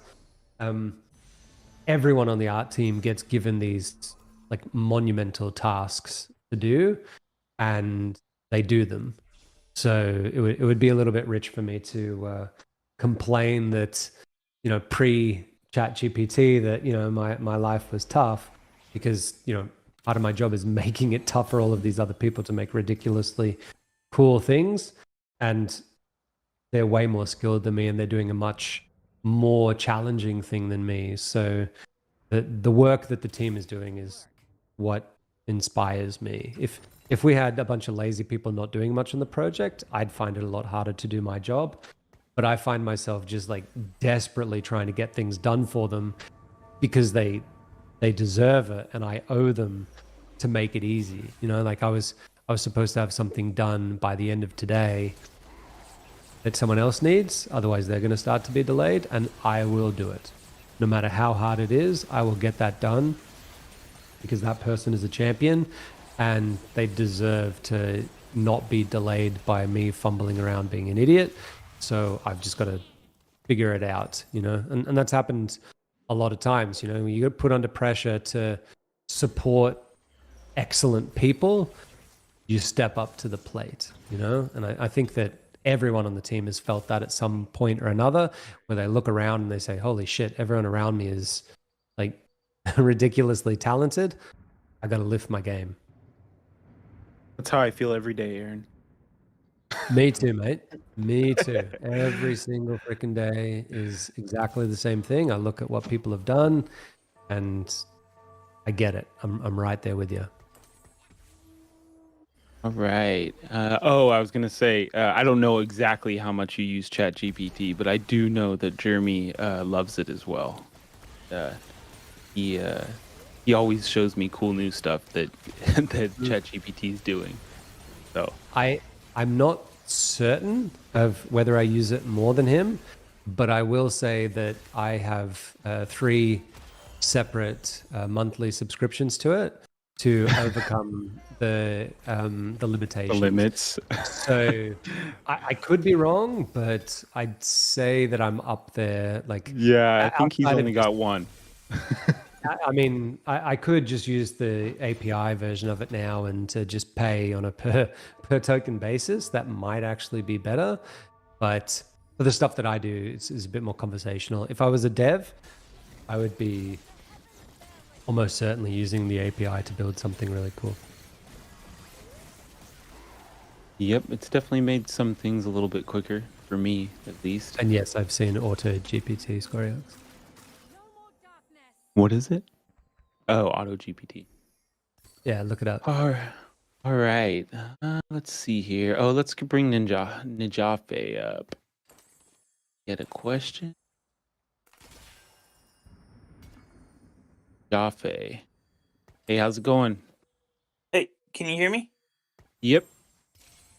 All right. So my question is, has there been any consideration to give the like reward recipients the option to choose SILV versus ILV?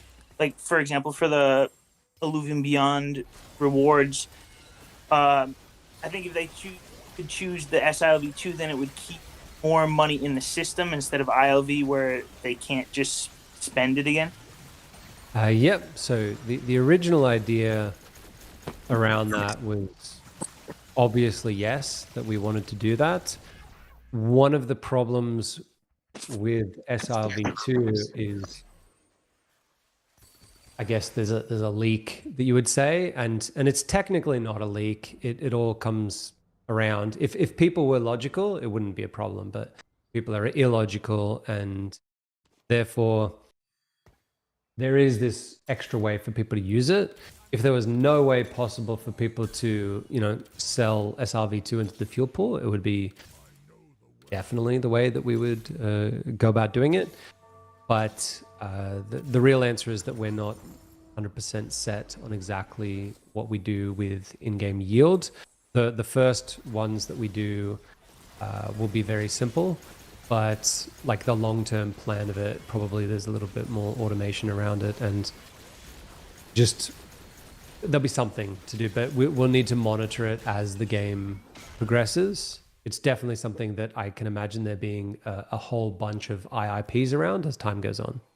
Even things like there's only 1 million allocated to it, maybe in 3 years time and there's none left and we want to keep it in there. Maybe an IIP gets made that some particular transactions have a higher tax on them, which generates the ILV to give for in-game yields. I don't know what any of that would look like, but all I would say is it's a really valid question and will probably be in flux for the foreseeable future.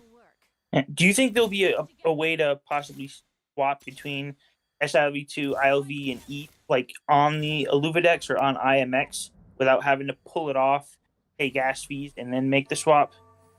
For SILV2, absolutely fucking not. No, there will never be a way to do SILV2. I mean, technically I can't say never because it's a token and it exists on IMX, and someone could spend a lot of time and research into learning how to build a pool about that on there, but I'd be petitioning for IMX to not make that pool live.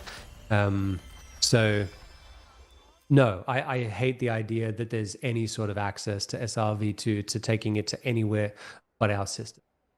Like, the best way for SILV2 to have been made would have been for it to be claimed as not even an NFT, something that exists just inside of our systems that would be account bound. We couldn't do that because our account systems were a very long way away back then, but that would have been a version of SILV2 that would have been great. It would have been account bound, and yeah, maybe you would have had some people like selling their accounts and stuff like that. But there's a lot of inherent risk around that, and that would keep most people away from it. But the idea of having something official around SRV2 to keep inside of the ecosystem and sell and stuff like that definitely is not going to be something that we do. Absolutely.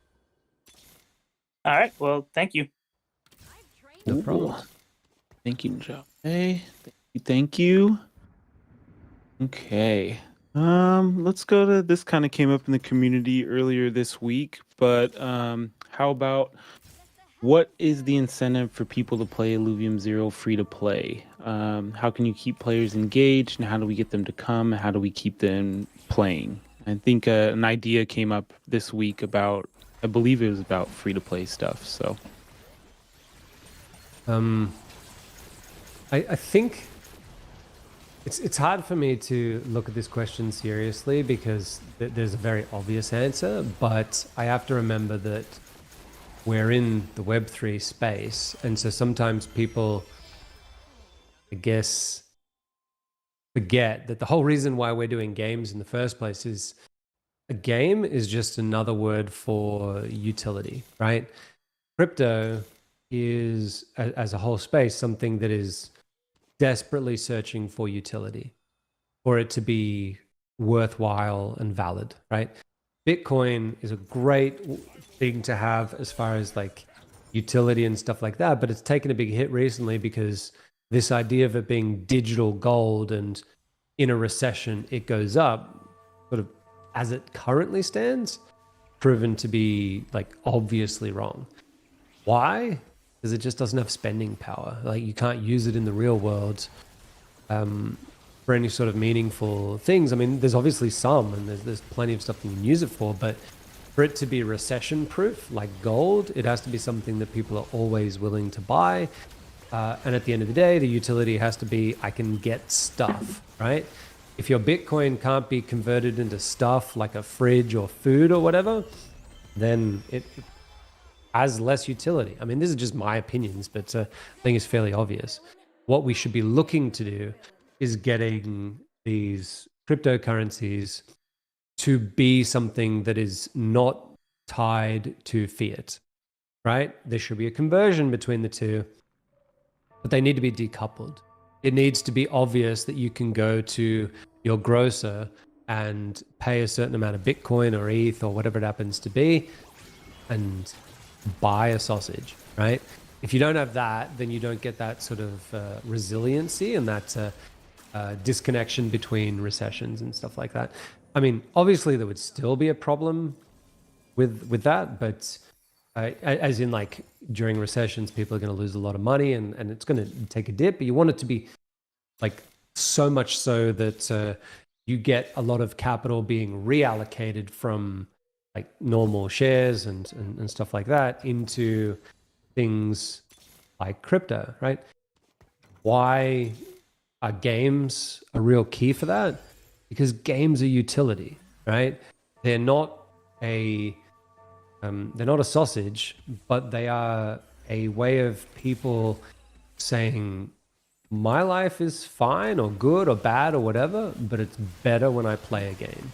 I have more fun. It's interesting. It's like going out, playing a game of football on the streets with your friend. It's something that people do that adds value to their life.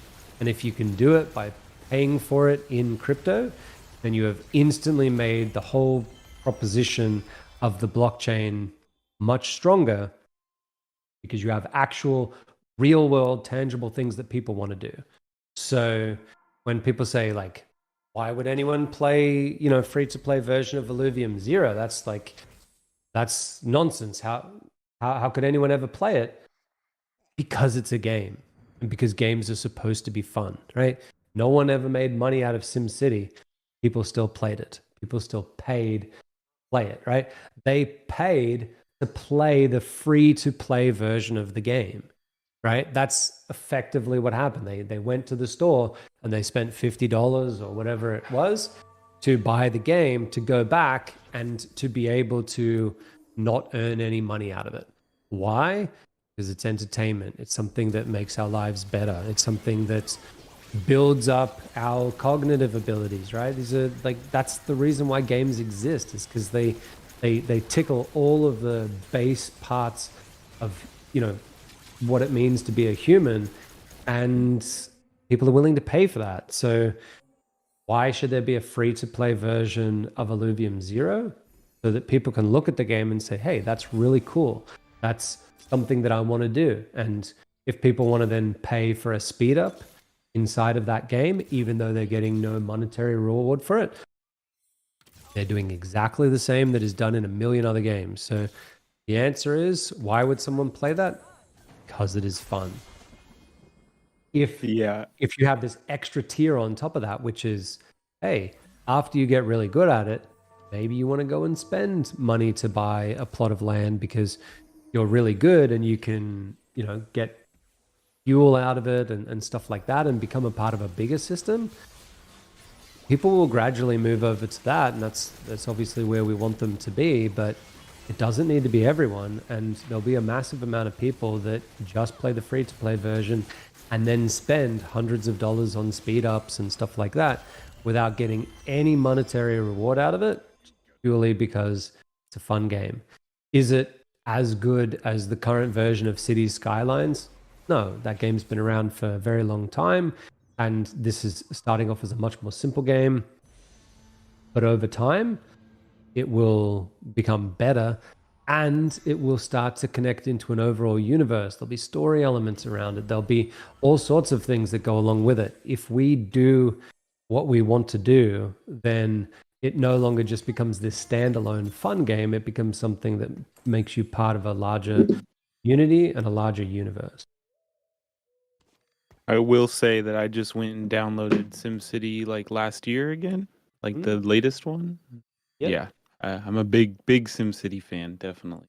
It's one of the first games I ever played. I absolutely love SimCity. I know we're not going for quite as level of detail as that one to begin with, but try and stop us. Yep. Okay, let's see here. Who we got? Scrubba was asking about public APIs. Will we have something in place or documentation for APIs before public beta? Probably not. I think that while everything's in beta, there may be at some point, but before the start of public beta, there's definitely going to be more of a focus on building the game, right? Like, is it important to have a community build things around it? Yeah, absolutely it is. But because our game isn't sort of like a communal thing like Decentraland or something like that, it's a little bit less important. And even though it's something that absolutely will be done, I don't think we can prioritize it when people that would be doing that could be making the game better or getting it done quicker. So I would say probably not. Okay. see here. And you guys are free to raise your hands still. I'm just going through the list of written questions we have in. Well, we don't have any hands up, so let's go ahead and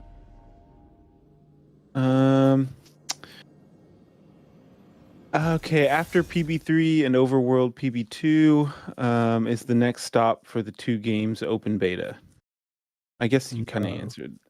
No, there will be a, I don't know if we would call it PB4 or whatever we call it, but there would be one more internal test that would effectively be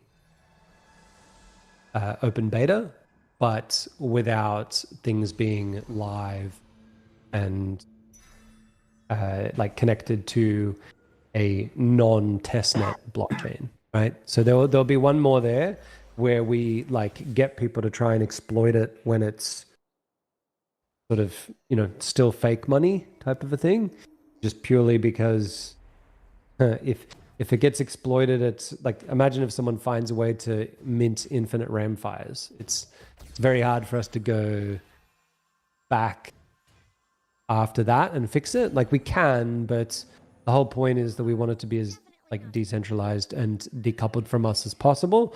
But once it goes live, we don't really want to do anything besides just building out game stuff. We don't want to be like changing things. We hated doing SRV to SRV2.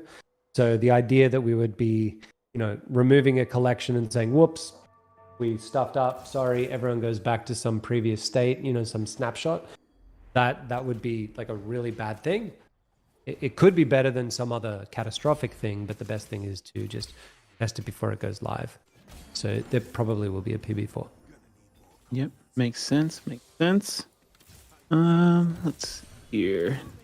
Oh, here's one that we've heard a few times in the chat. You might not know this though, but do you know anything about when Grant's getting pied? I have no idea.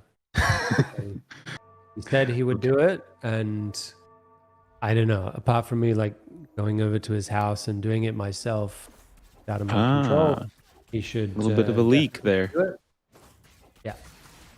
Well, you'd have to fly to like Dubai to do that now or something, right? Not right now, but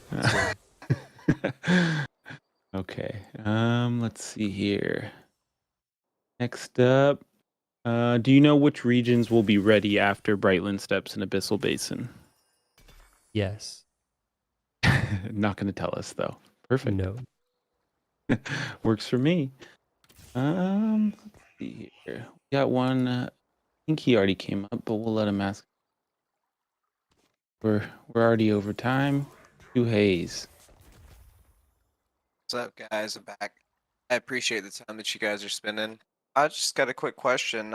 Seems like when we're in the overworld, is there going to be any multiplayer options or like playerverse environment things going on, or is it just going to be gather materials and capture alluvials? Is there going to be any other things we need to worry about, I guess, or makes the everything so more alive?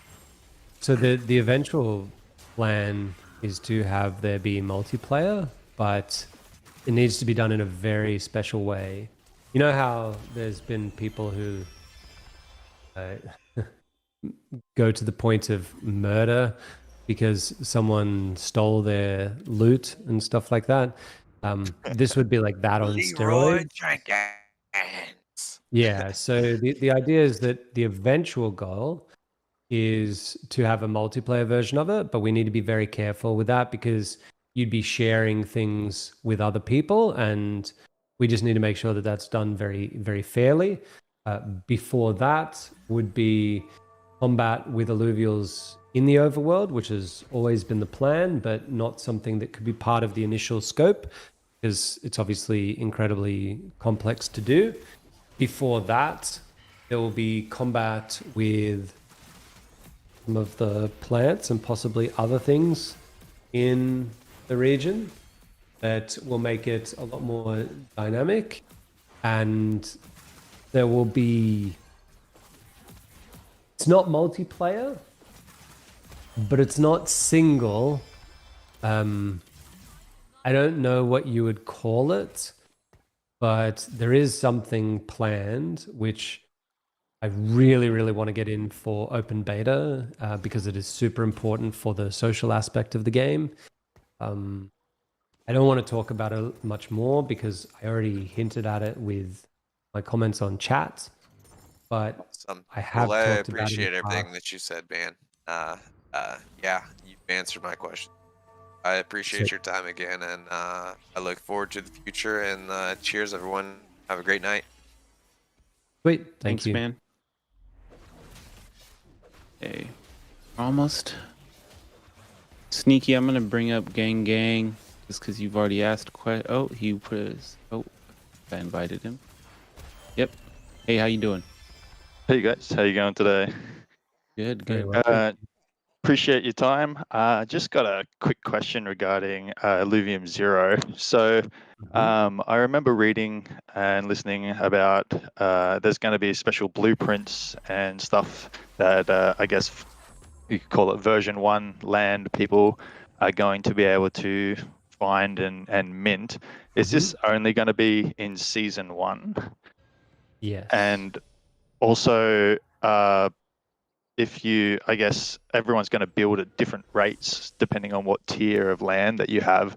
Are there going to be multiple special blueprints that someone will be able to find? So definitely, there's a limited number that will be available just purely because having everything available is a little bit risky when we're talking about something still being in an alpha state. But we do want to get that connection to the blockchain. So there'll be some things that you can build. You'll build them at different rates.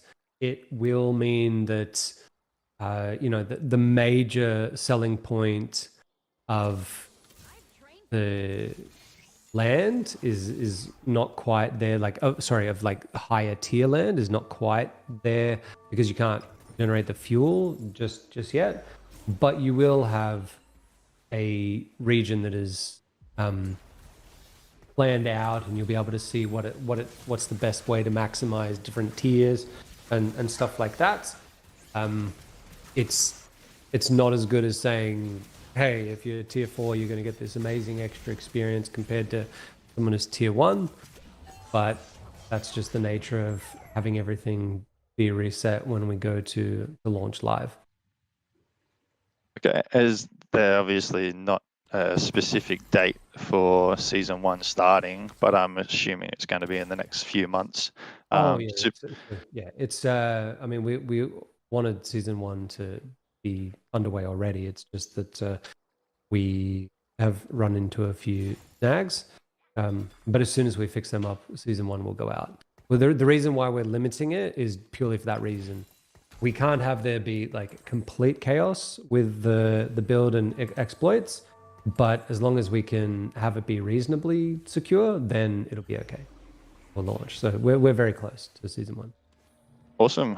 Thanks for that. I bought an awesome 4080 new PC. I love playing the overworld, and oh man, it's beautiful. I love showing people too. So can't wait to play it. Thanks heaps. Very pretty game. And man, there's nothing like it, especially when you're out there making money too.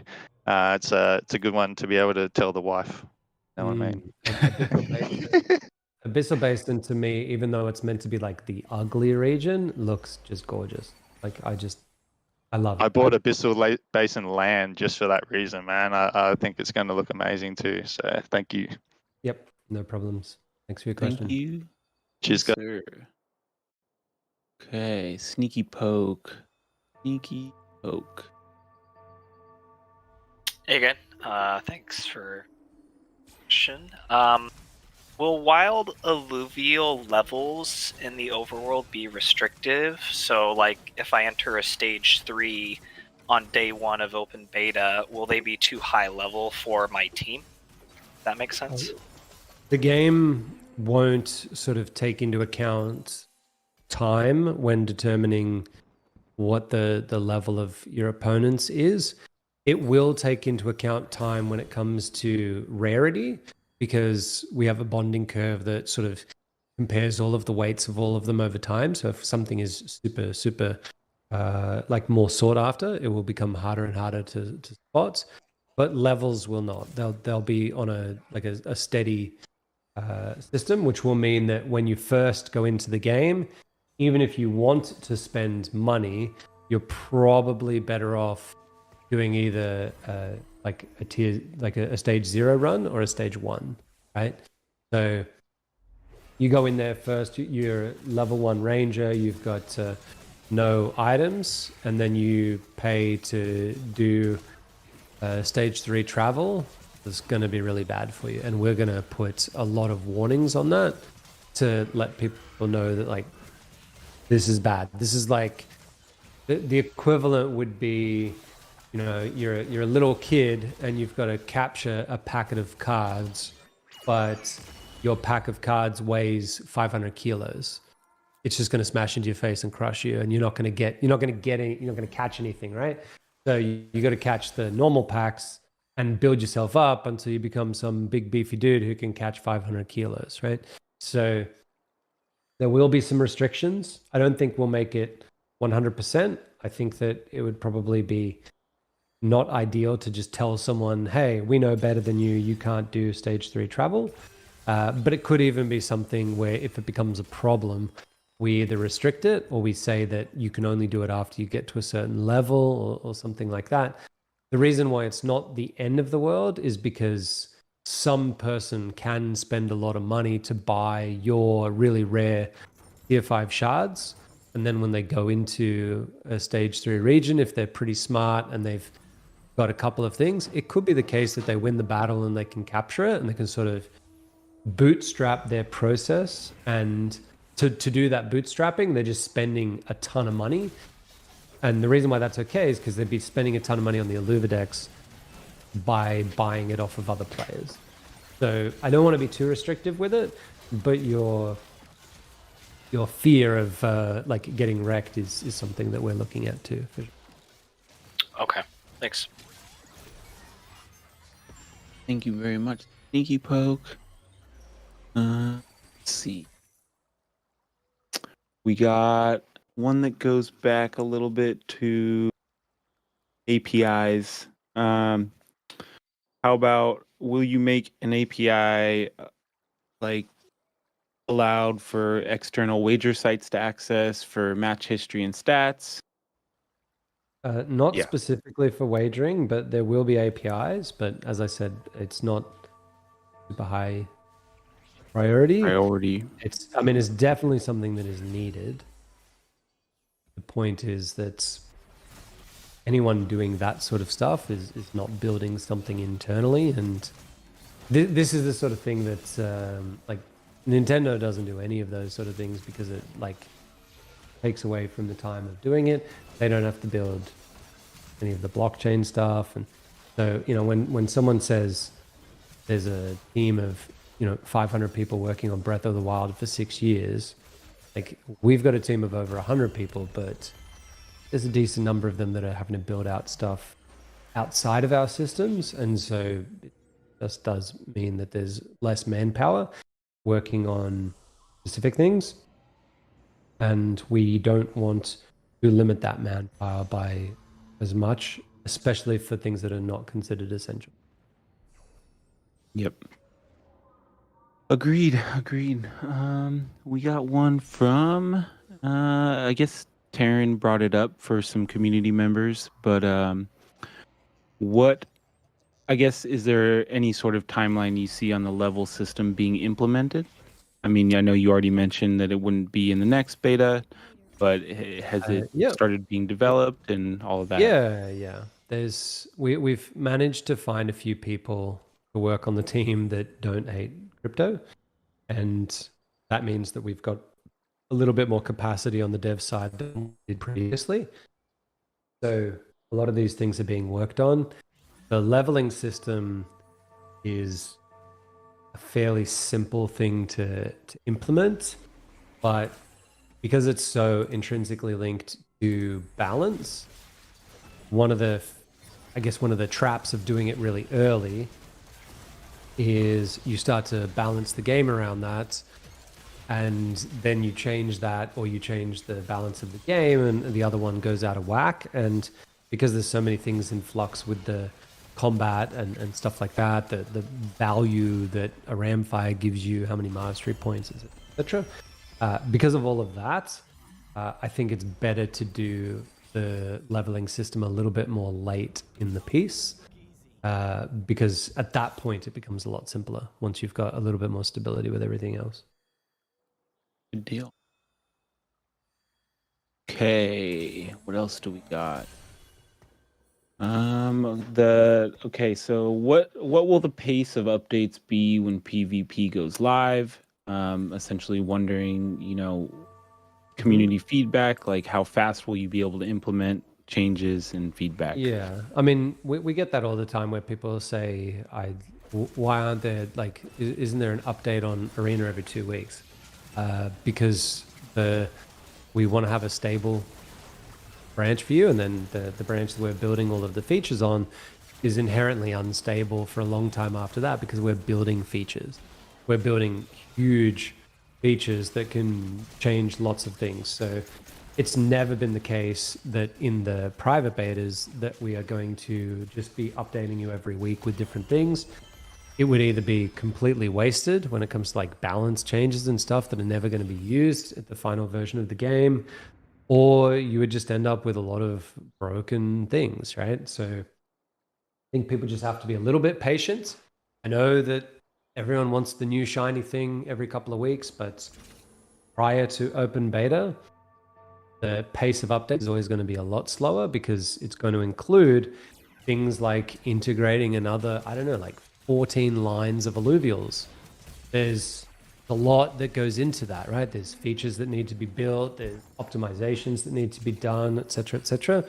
Once it's live, the pace at which we add features to the game, each individual game, is just massively slower, right? Which means that then we can do updates, because all they are is just text files that say what the value of Ramfire is, or how many stacks of water do you need to get to this particular threshold.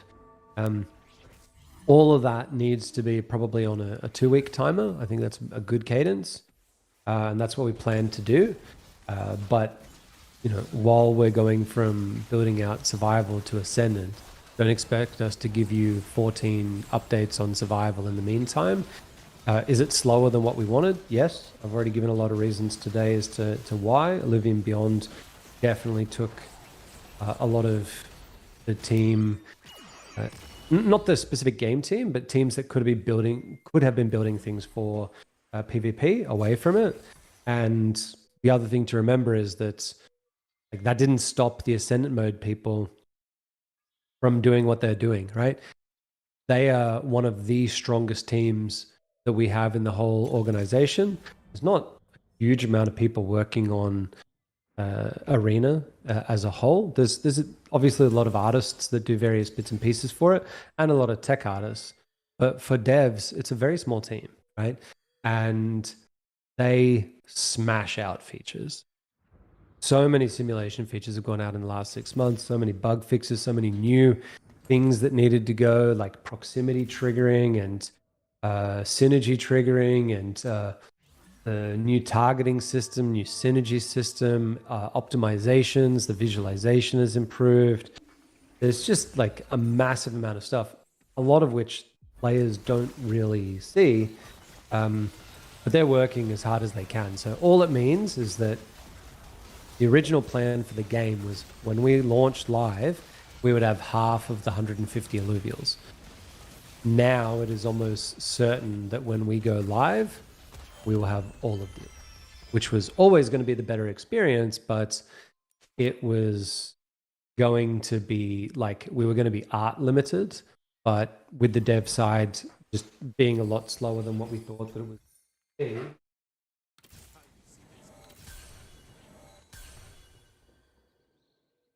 Dog? Sorry about that. Dog or child? With the art side being, different than what we thought it was going to be.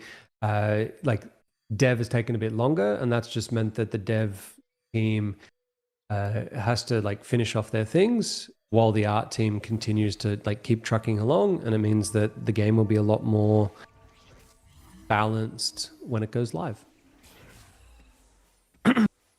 Nice. We're almost through most of these questions. Aaron, you've done amazing. This one is I remember this being a very old topic, so I think it's kind of a good one, but I didn't see where you mentioned it lately. But somebody said that you mentioned a token split, and what were the reasons for this? And I've wanted to do a token split since before we needed to do a token split. The reasons are pretty basic. People are stupid. That's the main reason. I remember championing against it way back when we had this conversation, but being against it? Yeah. Fair enough. But but that was my reasoning, was that people are just being stupid, basically, you know. Oh, right. Yeah. I mean, if the answer is like, why would I do this just to placate stupid people?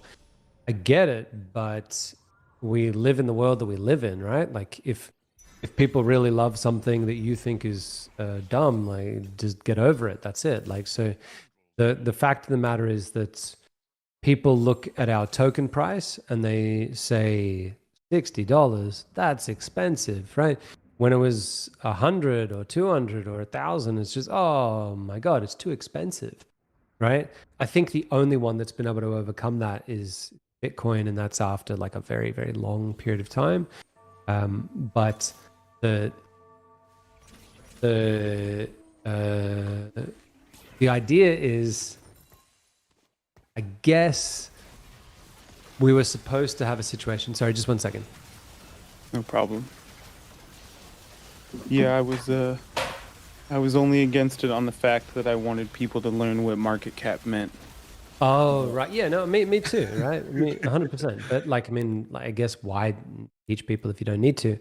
But the point is, we were supposed to have like a deflationary token that people were going to be like, wow, there's only 10 million, others have 1 billion.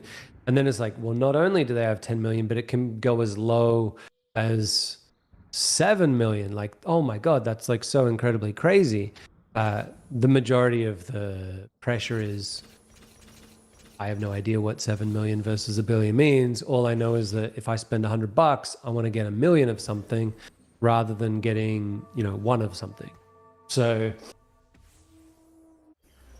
there's that, but then also a token split, whatever you want to call it, while it's a bit annoying, would give us the opportunity after SRV2 claiming is completed to get us to like a round number, which I always like.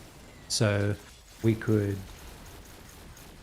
divide by whatever our token price is times by 1 billion, and then we would have exactly 1 billion tokens. Sorry, our token. And then you're going to get a bunch of people saying, why did Illuvium rug? The price is only 1 penny now. Yep. And then they'll look in their account and see that they have quite a lot of those pennies. Yeah. I mean, I don't know. It's not a high priority on my list. I just think that it would be a good thing to do.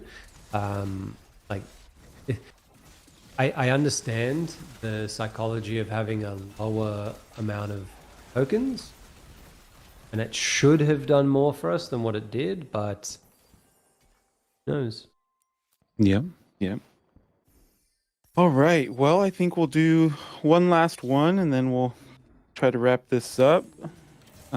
This one is based around Governance V2, which is coming up very shortly.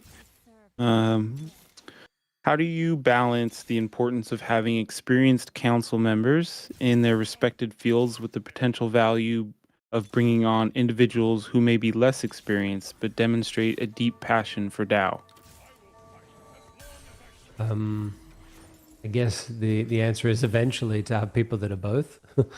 That would be the ultimate outcome, is to have people that are like very experienced in the world of business mix, game development, that sort of stuff.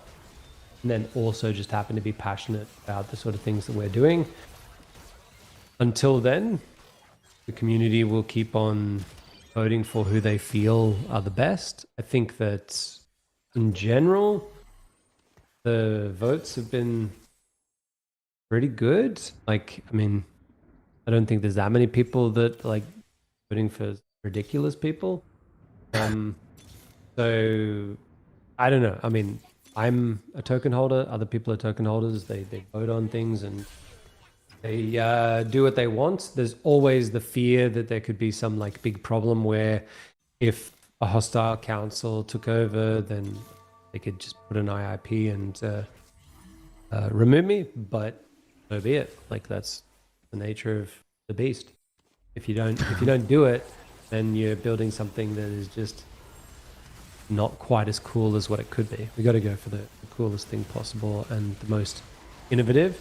If that means that there's risk of my job or anyone else's job, or that people make bad decisions in the interim, well. I mean, I will say that I've seen the council develop since the beginning, you know, and I think I think in general, I think the bear market has helped, you know, like weed out individuals that don't care as much. So at least that's getting to a better point. And then as we get bigger, I think it'll, you know, bring in more people. My biggest gripe early on was having people on the council that were there for their own selfish reasons.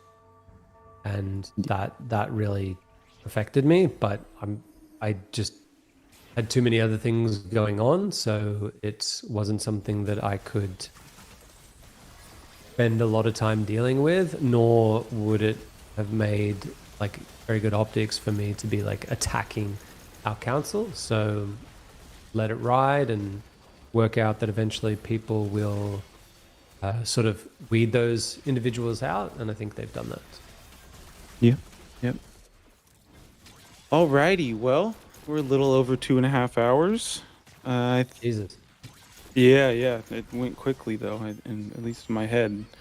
But yeah, I think we're good to go unless you have anything else you want to say, Aaron. No, I think that's definitely enough for me. Time to get back to work.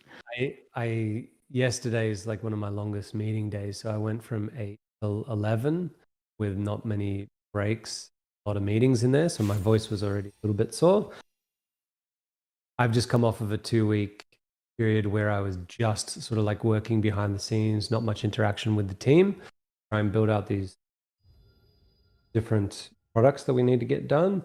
So I'm maybe not a little bit, I'm not very experienced with talking at the moment, and yeah, it's affecting me at the end of this week, but I'm moving on to a new cadence where I'll spend like a week doing the meetings and then a week just head down and like delivering stuff. You know, our team has gotten a bit smaller over the last 3 to 6 months, and that's put a few more, yes, responsibilities on my back, and it just means that I have to get in there and just do the work and get it done. But well, is the rest we of the appreciate team. you. Yeah, from me. we appreciate you and the team, and yeah, we'll let you get back to not talking then. Oh, it's gonna be great not talking. I'm gonna be the best not talker you've ever seen.